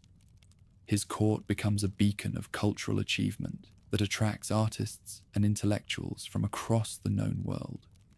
Philosophers debate the nature of justice, while poets compose verses that celebrate the enduring spirit of the northern peoples. Musicians blend traditional melodies with influences drawn from Persian, Greek, and Scythian sources to create compositions that speak to universal themes. The tomb prepared for Cotys during his lifetime becomes a masterpiece of sepulchral art that rivals the greatest monuments of the age. Deep beneath a man-made mountain of earth and stone, chambers lined with marble and decorated with frescoes tell the story of a reign that attempted to bridge the gap between ancient tradition and modern necessity. Golden vessels that will accompany the king into the shadowy realm of death gleam with the artistry of craftsmen who understand that their work must speak to eternity. Military innovations that Cotys introduces demonstrate his recognition that traditional methods alone cannot meet the challenges of a changing world. The king establishes a standing army whose core consists of professional soldiers rather than seasonal levies, their training and equipment reflecting lessons learned from both victories and defeats. New fortifications designed according to the latest principles of military engineering replace older strongholds that have proven vulnerable to Macedonian siege techniques. Cavalry reforms that reorganize the traditional mounted forces create units capable of fighting either as heavy shock troops or as light skirmishers, depending on tactical requirements. The famous Thracian horses, bred in the meadows watered by mountain streams, receive new training that enables them to serve in formations that require precise coordination rather than individual prowess alone. Alliance negotiations with Persia represent Cotys's most ambitious diplomatic gambit. Envoys bearing gifts that showcase northern craftsmanship travel the long road to Persepolis, where the great king holds court in splendor that makes even wealthy monarchs seem like provincial chiefs. The alliance they seek promises northern military service in exchange for Persian gold and diplomatic support against the growing Macedonian threat. The Persian response reveals both the opportunities and limitations of alliance with distant powers. The great king's treasures can finance military campaigns beyond the dreams of any northern ruler, but his authority cannot protect allies who lie beyond the reach of his armies. The gold that flows northward from Persian coffers strengthens Cotys's position temporarily, while creating dependencies that may prove more dangerous than the problems they were meant to solve. Border warfare with expanding Macedonian forces escalates from raiding to systematic conquest, as Philip's ambitions outgrow the traditional limits of his highland realm. The battles that rage across disputed territories demonstrate the evolution of military art in response to new challenges and opportunities. Thracian cavalry learns to coordinate with infantry in ways that maximize their effectiveness against Macedonian phalanxes, while Macedonian commanders develop counter-tactics designed specifically to neutralize northern advantages. At the Battle of Crocus Field, fought in terrain that favors neither side decisively, traditional northern tactics clash with reformed Macedonian methods in a contest that will influence military thinking for generations. The outcome, decided by factors that include weather, terrain, and the personal courage of individual commanders, establishes precedents that both sides will study and attempt to replicate in future campaigns. The death of Cotys in battle marks the end of an era in northern history. With him dies the last realistic hope of maintaining Confederation independence against Macedonian expansion. His successors, lacking his combination of military skill and diplomatic acumen, prove unable to hold together an alliance that was always more fragile than it appeared to outside observers. Succession disputes that follow the great king's fall provide Philip with opportunities to intervene in northern politics as a mediator, rather than merely as a conqueror. His support for particular claimants creates obligations that bind the victors to Macedonian interests, while his opposition to others eliminates potential sources of resistance to his expanding influence. The fragmentation of the Confederation proceeds with gathering momentum as tribal chiefs calculate their individual interests in a political landscape that no longer offers the certainties of the past. Some attempt to preserve independence through alliance with distant powers, Egypt, Persia, or the Scythian kingdoms beyond the Danube. Others seek the best terms available from the Macedonian victor, trading autonomy for security in a world that has grown too dangerous for small powers to navigate alone. As the 4th century draws toward its close, and Philip's armies consolidate their control over territories that once acknowledged northern supremacy, The great experiment in Thracian unity appears to have reached its end. The confederation that had challenged the mightiest powers of the ancient world dissolves into component parts, each seeking its own salvation in a future that promises little comfort for those who remember the glory days of independence. But the legacy of the Odrysian achievement endures in ways that transcend mere political success or failure. The institutions created during the Great Reigns, the military innovations developed in response to southern challenges, the cultural synthesis that blended northern tradition with Mediterranean sophistication. All these continue to influence the development of peoples and states throughout the region. Most importantly, the memory of what was accomplished lingers in the hearts of those who witnessed the Confederation's rise and fall. Around their fires in the long winter nights, veterans tell their children of the days when northern kings commanded armies that could shake the earth with their passage, when Thracian gold purchased respect from the mightiest emperors, when the name of their people commanded fear and admiration from the rising of the sun to its setting. Steel rings against steel in the courtyard of Pella as young Alexander practices his sword work, his blade dancing through patterns that would challenge men twice his age. Beyond the palace walls, smoke rises from the forges where Macedonian smiths work alongside captured Thracian craftsmen, their combined skills producing weapons that blend southern discipline with northern innovation. The prince pauses in his exercise, sweat glistening on his bare chest, as messengers arrive with news that will reshape the world. His father has crossed the Strymon River into Thrace. Philip's legions advance through mountain passes where eagles soar between snow-capped peaks, their bronze armor glinting like scales on some great serpent. The phalanx moves with mechanical precision, each man's 18-foot sarissa held at the precise angle that creates an impenetrable hedge of steel. Behind them march the cavalry and light troops, their equipment testament to lessons learned from years of border warfare against the fierce tribes of the north. From concealed positions among the rocky crags, Thracian scouts observe the invaders with eyes that have learned to read the landscape like a hunter reads tracks. Beacon fires kindle on distant peaks as the warning spreads. The southern tide that has swallowed so many smaller peoples now turns its hungry attention toward the mountain strongholds that have never known foreign rule. King Cotys the Younger, grandson of the great Cotys, who had restored Odrysian power, receives the news in his hall at Scythopolis.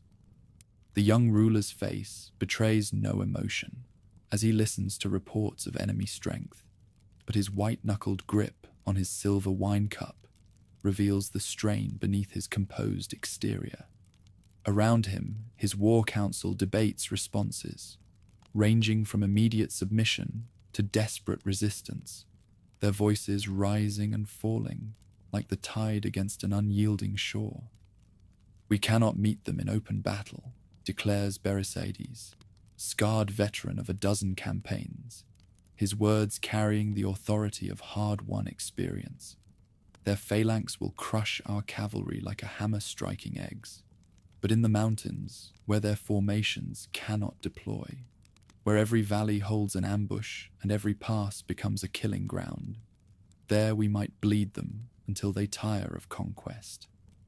The decision to resist transforms the Thracian heartland into a vast fortress. Every mountain path receives its garrison of warriors, whose knowledge of local terrain compensates for their disadvantage in numbers and equipment.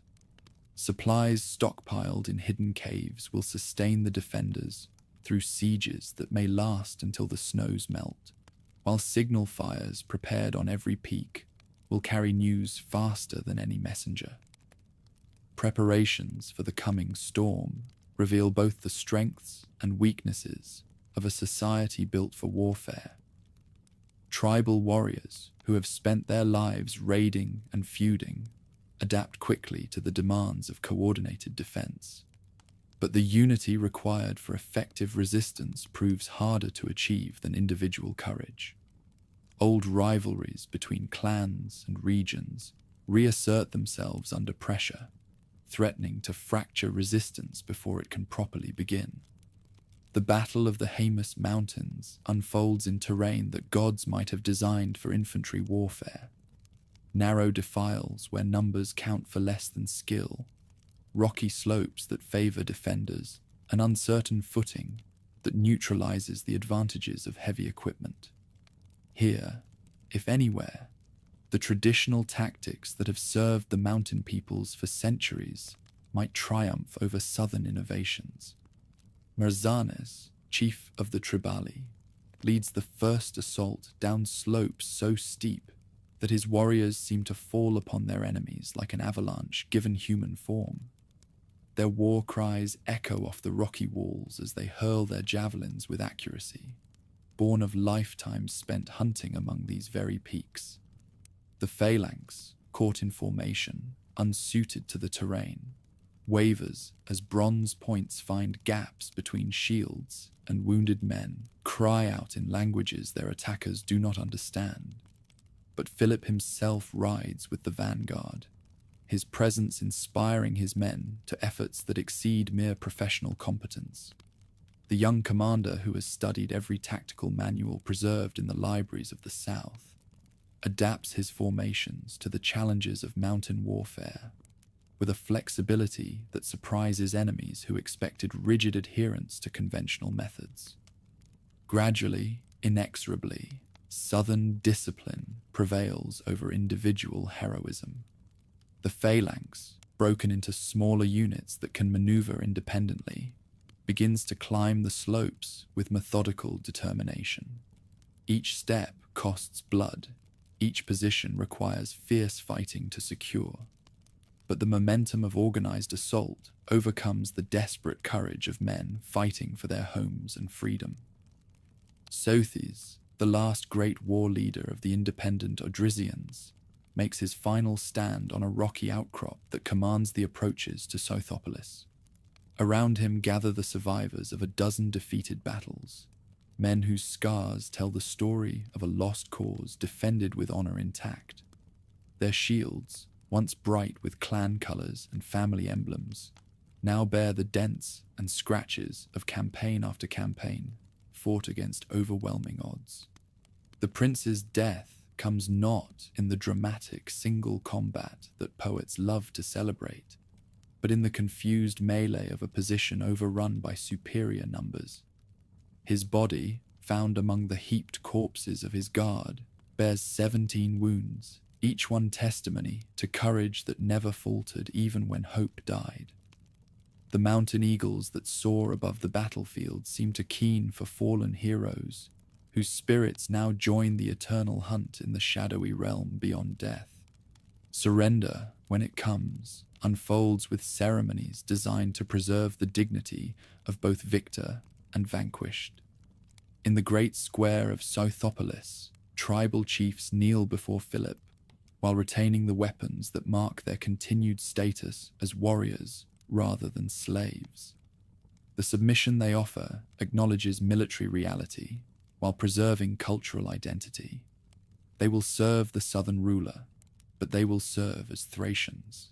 The oath-taking that formalizes these new relationships demonstrates Philip's understanding that conquest without consent creates rebellion rather than loyalty. Each chieftain swears fealty according to his own tribal customs, their words binding them to specific obligations, while preserving the autonomy necessary to maintain their authority over traditional followers. Garrisons established at strategic points throughout the conquered territories reflect a policy of control through cooperation rather than oppression. The fortresses that rise at river crossings and mountain passes house mixed forces, Macedonian professionals working alongside tribal auxiliaries, their combined strength sufficient to deter rebellion, while avoiding the resentment that purely foreign occupation would generate. New cities founded along strategic routes become showcases for the benefits that southern rule can provide to cooperative subjects. Philippopolis, built where ancient trade routes converge, features amenities that transform wilderness into civilization. Paved streets that drain properly in all weather, public baths supplied with hot water from underground springs, and market squares designed to facilitate the commerce that brings prosperity to all who participate. Integration of tribal forces into the Macedonian military system proceeds with careful attention to cultural sensitivities that might otherwise spark resistance. Thracian cavalry retains its traditional equipment and tactics while learning to coordinate with infantry formations that fight according to southern methods. The result creates tactical flexibility that proves invaluable in the campaigns to come. Alexander, now grown to young manhood and eager to prove himself worthy of his father's legacy, receives command of the final operations against the mountain tribes who continue to resist from their high strongholds. The prince's first independent campaign tests not only his military skills, but his ability to balance conquest with conciliation in dealing with peoples whose courage has earned even their enemies' respect. The siege of Perpericon, that ancient sacred site where priests have maintained their mysteries since the world was young, becomes the crucible where the young prince's character reveals itself. Rather than simply starving the defenders into submission, he offers terms that acknowledge their spiritual authority while requiring political obedience.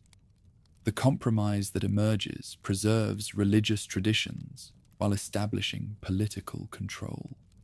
Submission ceremonies at Pella bring together the surviving leaders of defeated tribes, with representatives of the power that has conquered their homelands.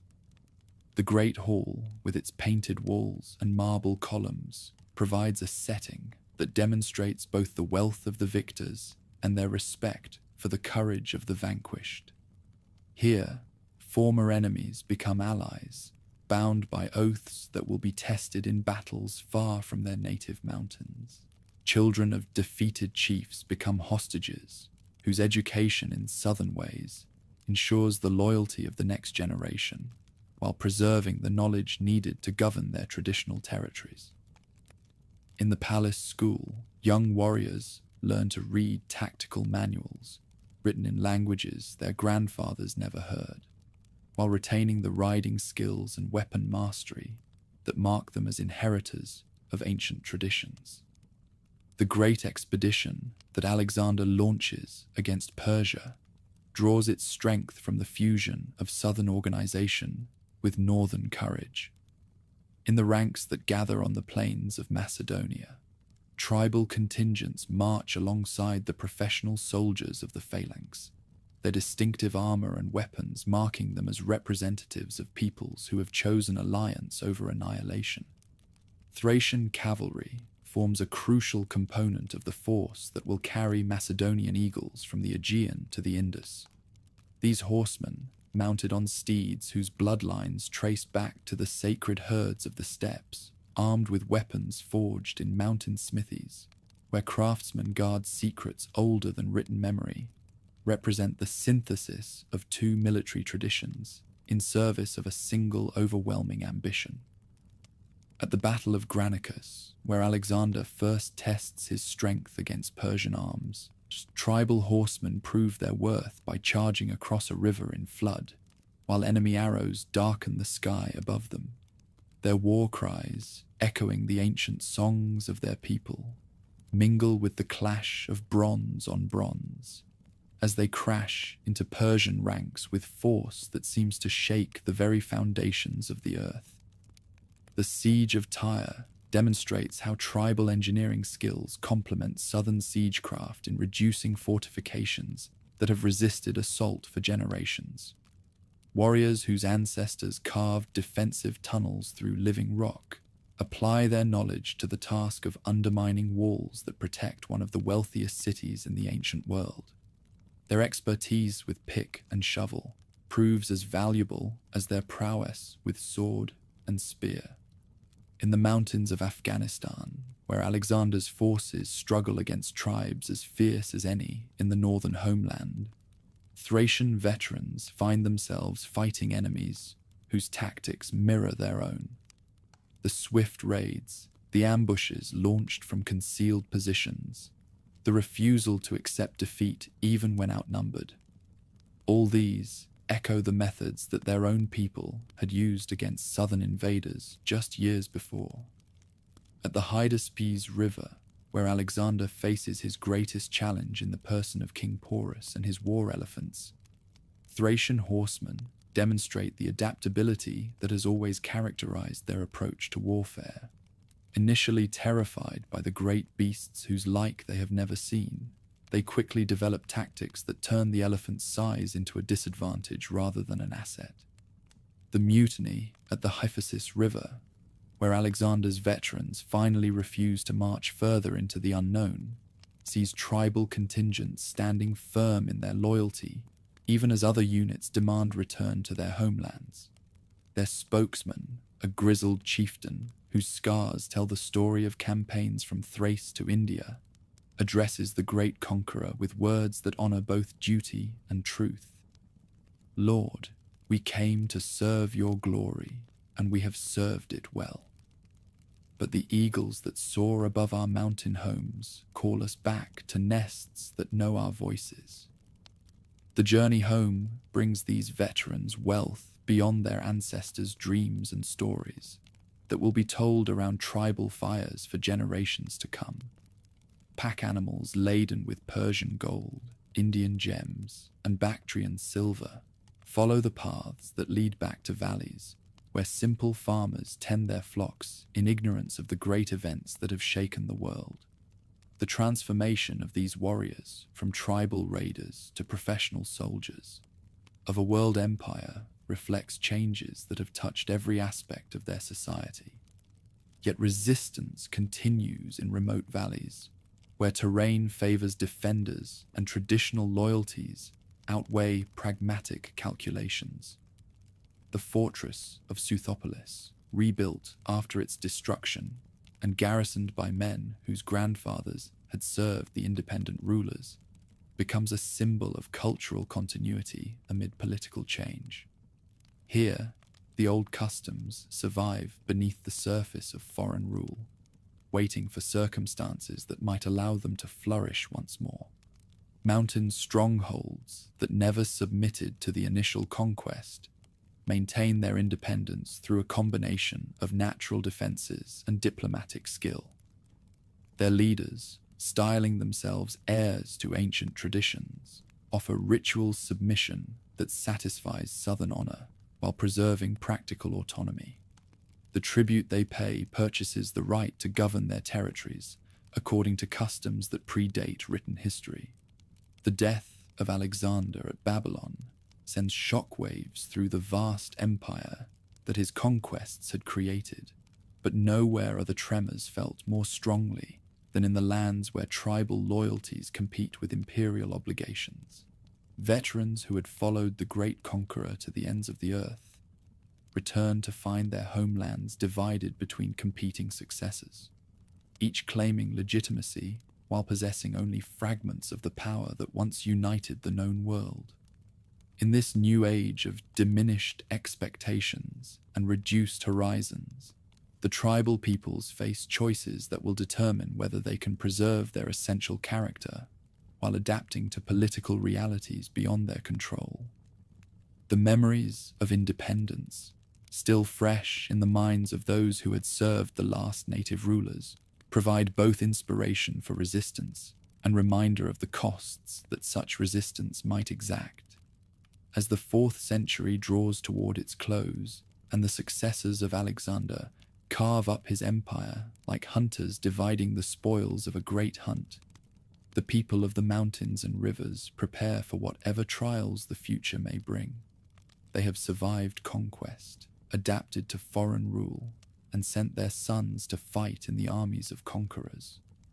Whether they can maintain their identity through the challenges that lie ahead remains to be seen. but their past achievements suggest that reports of their disappearance as a distinct people have been greatly exaggerated. Babylon's perfumed air grows thick with incense and the whispered ambitions of generals as Alexander breathes his last, the fever that no physician can cure finally claiming the conqueror whose armies had reshaped the world. In distant Thrace, veterans who had followed the young king to the ends of the earth received the news with emotions that wore between grief for a fallen leader and relief that their long exile might finally end. The great empire that had stretched from Macedonia to India begins to fracture before the royal funeral pyre has even cooled.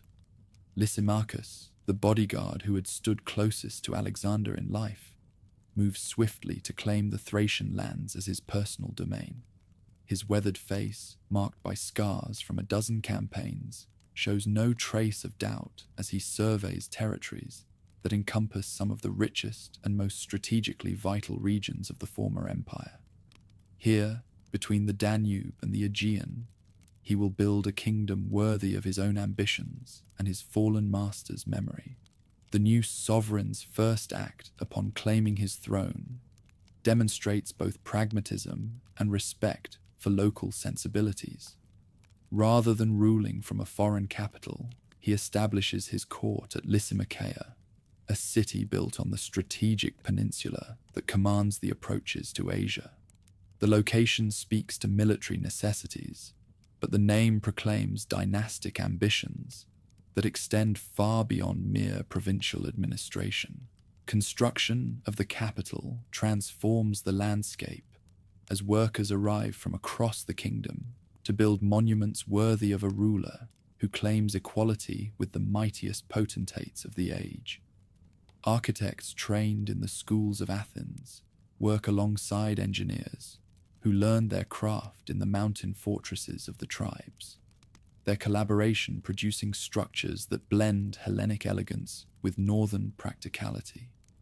The great palace rises from foundations cut directly into living rock, its walls incorporating defensive features that reflect hard-won knowledge of siege warfare. Within these fortifications, halls decorated with frescoes telling the story of Alexander's conquests provide settings for ceremonies that establish the new dynasty's legitimacy, while honoring the military traditions that made such achievements possible. Thracian nobles who had served the conqueror in his eastern campaigns find themselves elevated to positions that their grandfathers could never have imagined. Suthers the Younger, descendant of the last independent Odrysian rulers, becomes governor of the ancestral territories, his authority now derived from Macedonian appointment rather than tribal inheritance. The transformation requires delicate balancing of competing loyalties that tests even the most skilled political operators. In the fertile valleys where the Hebrus flows toward the sea, administrative reforms introduce systems of taxation and record-keeping that maximize revenues while minimizing the resentment that arbitrary exactions might generate. Scribes trained in both languages maintain accounts that track everything, from grain harvests to military service, their careful documentation creating the bureaucratic foundation that enables large-scale governance. The military reorganization that accompanies political consolidation creates forces capable of defending the kingdom's extensive frontiers while projecting power throughout the region. Thracian cavalry, now equipped and trained according to standards established during the Persian campaigns, forms the mobile strike force that can respond rapidly to threats emerging anywhere within the realm's borders. Garrison duties at key fortifications provide steady employment for veterans whose skills might otherwise turn toward banditry or mercenary service with hostile powers. These professional soldiers, their loyalty secured through regular pay and the promise of land grants upon retirement, create a military caste whose interests align with those of the dynasty they serve. Conflicts with neighboring kingdoms test both the strength of the new institutions and the loyalty of subjects whose allegiance rests on calculations of advantage rather than bonds of kinship. When Antigonus challenges Lysimachus for control of Asia Minor, Thracian contingents march alongside Greek phalanxes in campaigns that range from the Aegean Islands to the highlands of Anatolia. The Battle of Ipsus, where the successors of Alexander meet in combat that will determine the shape of the Hellenistic world, sees tribal horsemen charging against war elephants whose trumpeting shakes the earth beneath their hooves. The exotic beasts, trained for warfare in Indian schools that teach methods unknown in Europe, initially terrify horses bred in familiar mountain pastures. But courage and adaptability overcome fear as the riders learn to target mahots rather than their massive mounts. Victory at Ipsus extends the kingdom's boundaries to their greatest extent, encompassing territories that stretch from the Danube to the Taurus Mountains. The wealth that flows from these conquests funds projects that transform the capital into a showcase of Hellenistic achievement. Libraries filled with scrolls copied from the greatest collections of the age make knowledge available to students whose ancestors relied entirely on oral tradition. The royal mint at Lysimachia begins producing coins whose artistry rivals the finest examples of southern craftsmanship. These silver pieces, bearing the king's portrait alongside symbols that honor both Greek and Thracian traditions, circulate throughout the Mediterranean world as evidence of the kingdom's growing economic influence. Their acceptance in distant markets creates trading relationships that bind former enemies together through mutual profit. But expansion brings its own vulnerabilities. The kingdom's extended frontiers require constant vigilance against enemies who probe for weaknesses, while the diverse populations within its borders demand different approaches to governance that strain administrative resources. Celtic migrations across the Danube introduce new pressures that test the limits of military response, while Scythian raids from the steppes revive ancient patterns of nomadic assault against settled populations. The Great Celtic Invasion transforms the political landscape of southeastern Europe as hundreds of thousands of warriors, accompanied by their families and possessions, seek new homes in the warmer lands of the south. These migrants, fleeing pressure from Germanic tribes expanding westward, bring with them military skills that rival those of any professional soldiers, along with a desperate hunger for land that makes them formidable opponents. At Lysimachia, the Royal Council debates responses to reports that describe the approaching Celtic tide in terms that strain credibility. Scouts report wagon trains that stretch beyond the horizon, warrior bands that darken the earth like moving forests, and chieftains who command followings larger than the populations of entire cities.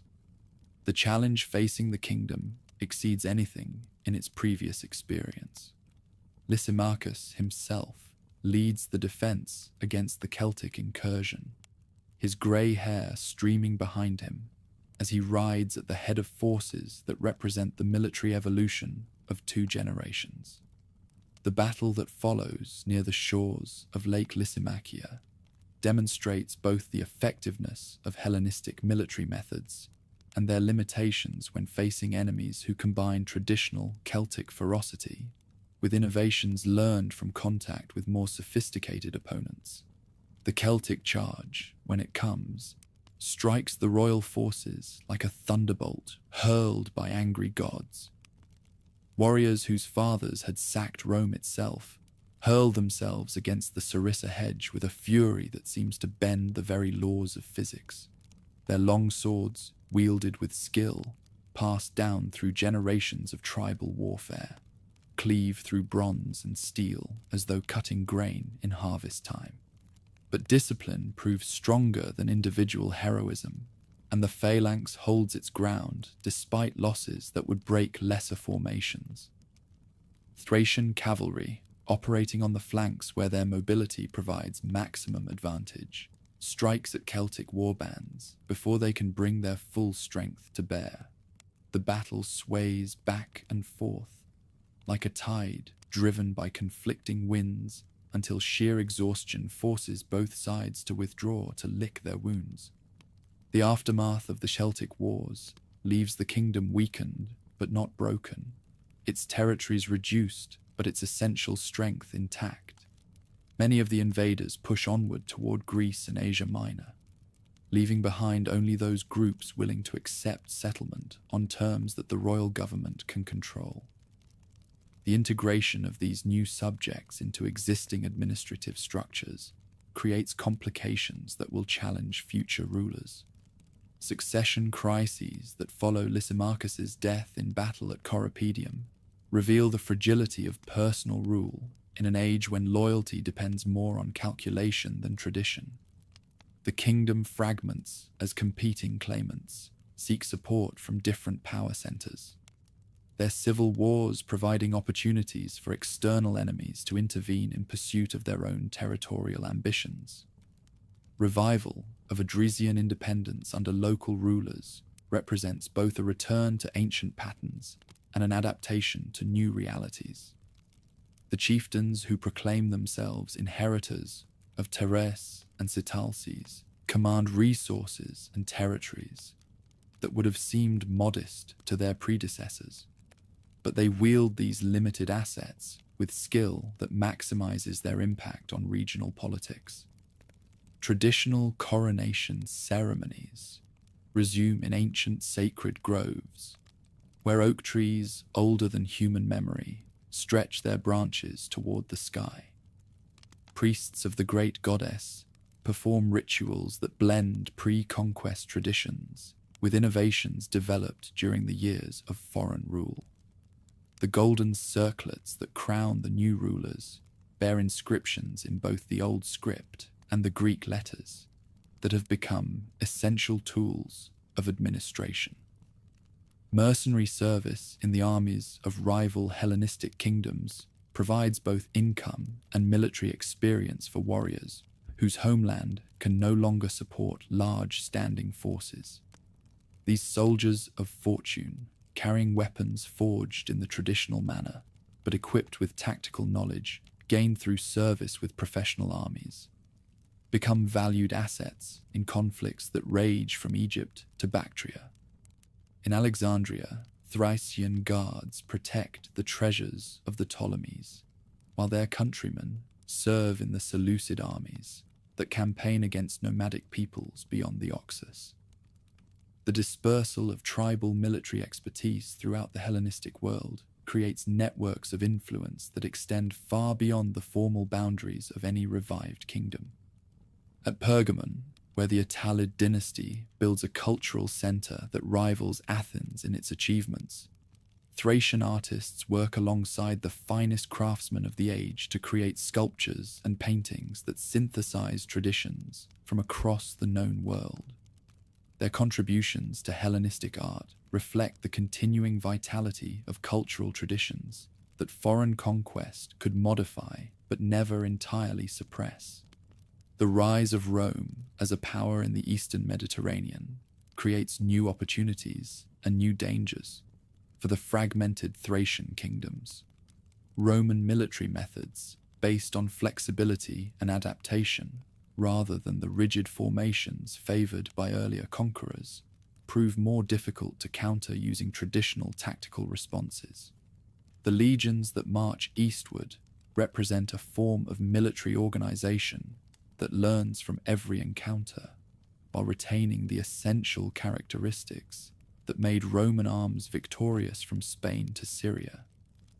Diplomatic missions to the rising power of Rome demonstrate the pragmatic flexibility that has always characterized Thracian approaches to international relations. The ambassadors who travel to the Seven Hills understand that the future belongs to those who can adapt to changing circumstances while preserving what remains valuable from the past. As the 3rd century gives way to the 2nd, and the great Hellenistic kingdoms exhaust themselves in fratricidal warfare, the The tribal peoples prepare for whatever challenges the future may bring. They have survived conquest by Alexander, partition among his successors, invasion by Celtic hordes, and the gradual extension of Roman influence throughout their traditional territories. Whether they can maintain their distinctive identity through the trials that lie ahead remains to be seen.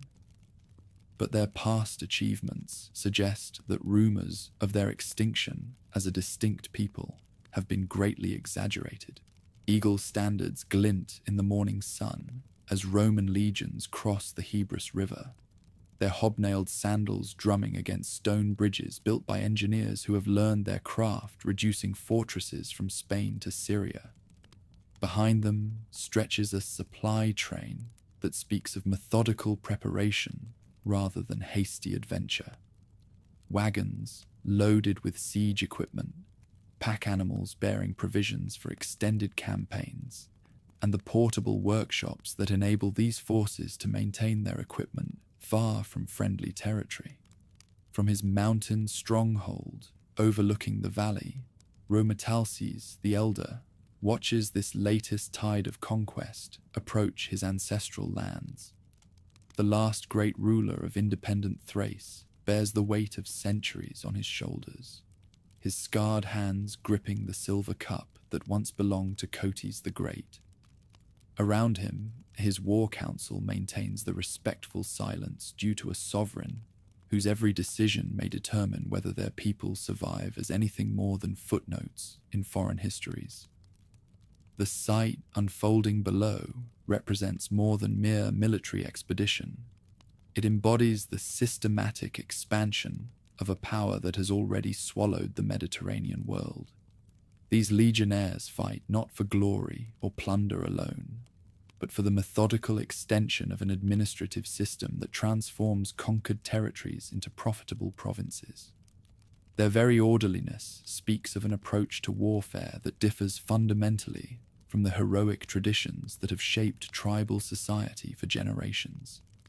Messengers arrive bearing reports from the southern battlefields where Roman might has shattered the last remnants of Macedonian independence. At Pydna, the phalanx that once seemed invincible met the legion system that adapts to any terrain, any opponent, any tactical challenge. The victory that made Macedonia a province sends tremors throughout the Hellenistic world, warning all who possess wealth or strategic position that their independence exists only at sufferance. In the gladiatorial schools of Capua, far from the mountain homes that gave him birth, a young Thracian named Spartacus learns to kill for the entertainment of crowds whose bloodlust makes tribal warfare seem gentle by comparison. His muscles, hardened by years of combat training, ripple beneath skin marked by whip scars as he practices the techniques that may keep him alive for another day. The curved sword he wields, similar to those carried by his ancestors, but adapted for arena combat, feels strange in hands that remember the weight of traditional weapons. The wooden practice post before him bears the marks of countless strikes as Spartacus perfects the moves that his trainer, a grizzled veteran of the Syrian wars, drums into his pupils through repetition and pain. Strike low, then high, the old gladiator instructor growls, his voice hoarse from years of shouting commands over the clash of weapons. Use your opponent's momentum against him. Remember, you fight not for honor now, but for survival. The dormitories, where gladiators sleep between training sessions, echo with conversations in a dozen languages, as men from every corner of the conquered world share their common bondage. Here, Gauls who had resisted Caesar's legions break bread with Germans captured in tribal raids, while Syrians who had defended their cities against siege engines trade stories with Spaniards whose mountain fastnesses finally fell to superior engineering. Among these international slaves, Spartacus emerges as a natural leader, his warriors' bearing and tactical knowledge earning respect from men whose own cultures had produced famous champions.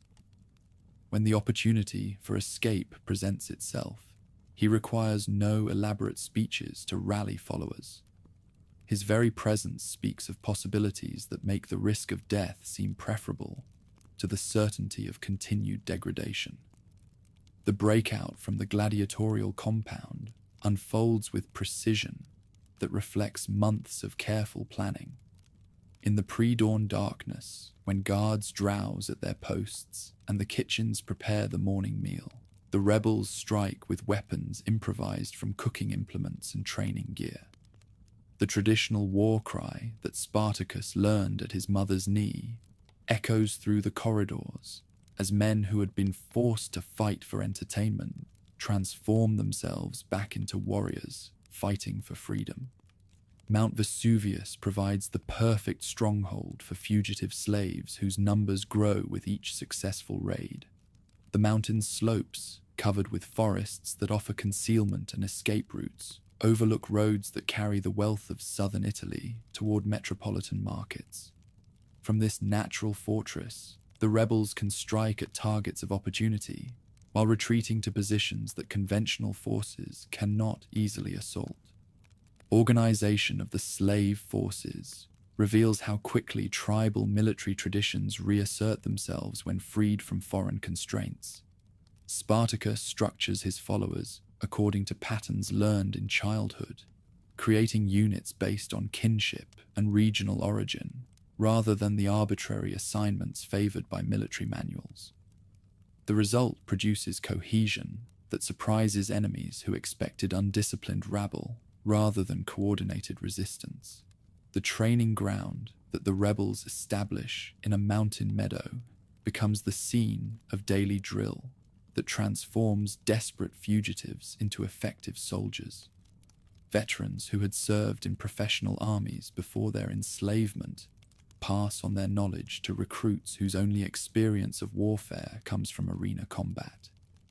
Weapons captured from defeated patrols receive distribution according to tribal customs that emphasize individual prowess rather than formation fighting. Success in early encounters with forces sent to suppress the rebellion reveals both the strengths and limitations of improvised resistance. The rebels' intimate knowledge of local terrain compensates for their disadvantages in equipment and training, while their desperate courage makes them formidable opponents in any engagement, where individual fighting skills determine the outcome. The siege of camps besieged by their former slaves presents ironies that poets will celebrate for generations. Warriors who had been purchased like cattle now demand ransom for captured nobles, while men who had been forced to die for entertainment show mercy to enemies who had shown them none. The reversal of roles demonstrates the arbitrary nature of social distinctions that separate master from slave in a world built on conquest. But professional military science ultimately prevails over heroic improvisation. Marcus Licinius Crassus, the general whose wealth equals that of nations and whose ambition exceeds even his avarice, approaches the suppression of the rebellion with methods that leave nothing to chance. His forces, drawn from legions seasoned in wars from Gaul to Syria, surround the rebel strongholds with siege lines that cannot be broken by courage alone. The final battle unfolds in the manner of all tragedies, with the protagonists aware of their doom, yet determined to meet it with honor intact. Spartacus, his scarred face calm with the acceptance that comes to warriors who have fought their last fight, addresses his followers with words that echo the ancient funeral songs of his people. We came as slaves, but we die as free men. Let our enemies remember that some spirits cannot be broken, some hearts cannot be purchased, some dreams cannot be killed. His death comes in the press of combat, surrounded by legionnaires who had learned to respect his skill, even while cursing his defiance. The curved sword that had carried him through 2 years of rebellion finally breaks against Latin steel. but not before adding several more names to the long roll of enemies who had underestimated the fury of a Thracian warrior fighting for his freedom. Meanwhile, in the homeland that Spartacus will never see again, other dramas unfold as metropolitan influence extends its reach through diplomacy as well as conquest. Mithridates VI of Pontus, that last great challenger of dominance in the east, sends ambassadors bearing promises of liberation to tribal chiefs who remember the days when their ancestors acknowledged no foreign master. The council that gathers in the restored capital of Suthopolis debates the Pontic alliance with voices that reveal the divisions tearing at the fabric of tribal society. Younger nobles, educated in southern schools and familiar with the wider world, argue for accommodation with the expanding power as the only practical policy. Their elders, who remember stories of the great kings and the independent realm, advocate for resistance that may prove suicidal but will preserve honor. Sardalas, heir to the Odrysian throne and descendant of the ancient line, faces choices that will determine not only his own fate, but the destiny of his people. The young ruler's council chamber, decorated with portraits of ancestors who had commanded armies and negotiated with the mightiest powers of their age, seems to mock the reduced circumstances that constrain his options to submission or destruction. The decision to support Mithridates transforms the tribal territories into a battlefield where East meets West in conflicts that will determine the future of the ancient world. Pontic gold finances the recruitment of warriors whose grandfathers had served Alexander, while engineers begin construction of fortifications designed to contain peoples whose military traditions they have learned to respect, even while planning their subjugation. Mountain warfare between legions and tribal resistance fighters demonstrates the evolution of military tactics in response to challenging terrain and determined opposition. The fortresses that crown every defensible height become scenes of sieges that test both engineering skill and the endurance of defenders who prefer death to surrender. At the siege of Uskudama, the ancient stronghold where the first Odrysian rulers had held court, siege towers rise like wooden mountains against walls built by architects who learned their craft from the greatest masters of the age. The defenders, led by chiefs whose names echo those of legendary heroes, respond with innovations that turn defensive necessities into opportunities for counterattack. Underground tunnels, dug with the patience of men who understand that time favors those fighting for their homes, emerge behind enemy lines to create chaos in the carefully ordered camps where legionnaires sleep secure in their discipline and equipment. The night raids that follow these subterranean approaches revive ancient patterns of tribal warfare that tactical manuals had not anticipated. But systematic pressure, backed by resources that dwarf those available to any tribal ruler, gradually wears down resistance that courage alone cannot sustain indefinitely. One by one, the mountain strongholds fall to assault or surrender, their defenders choosing between death in battle and service in foreign armies that will carry them far from the lands of their birth. The final submission ceremony takes place in the camp outside the walls of Philippopolis, where Rhoemetalces kneels before the proconsul who represents the Senate and people. The ritual that follows acknowledges military reality while preserving the dignity of a ruler whose ancestors had commanded the respect of kings and emperors. The crown that passes from tribal hands to imperial custody carries with it the memories of centuries during which the name of Thrace had commanded fear and admiration throughout the known world. Administrative reforms that transform the conquered territories into a province proceed with careful attention to local sensibilities that might otherwise spark renewed resistance. Tribal nobles who demonstrate loyalty receive positions in the new government. their knowledge of local customs proving invaluable to administrators whose own experience lies in governing very different populations. Auxiliary cohorts that recruit from the tribal territories become repositories of military traditions that adapt to Roman methods while preserving essential characteristics. These units, identified by distinctive equipment and tactical specializations, serve in campaigns from Britain to Mesopotamia, their valor earning recognition that extends to the peoples from which they spring. Veterans of auxiliary service, returning to their homeland after 25 years of campaigns in foreign lands, bring with them citizenship and the wealth that military service provides to faithful soldiers. Their settlements, established according to colonial patterns, but inhabited by men whose hearts remain loyal to ancient traditions, create communities that bridge the gap between conqueror and conquered.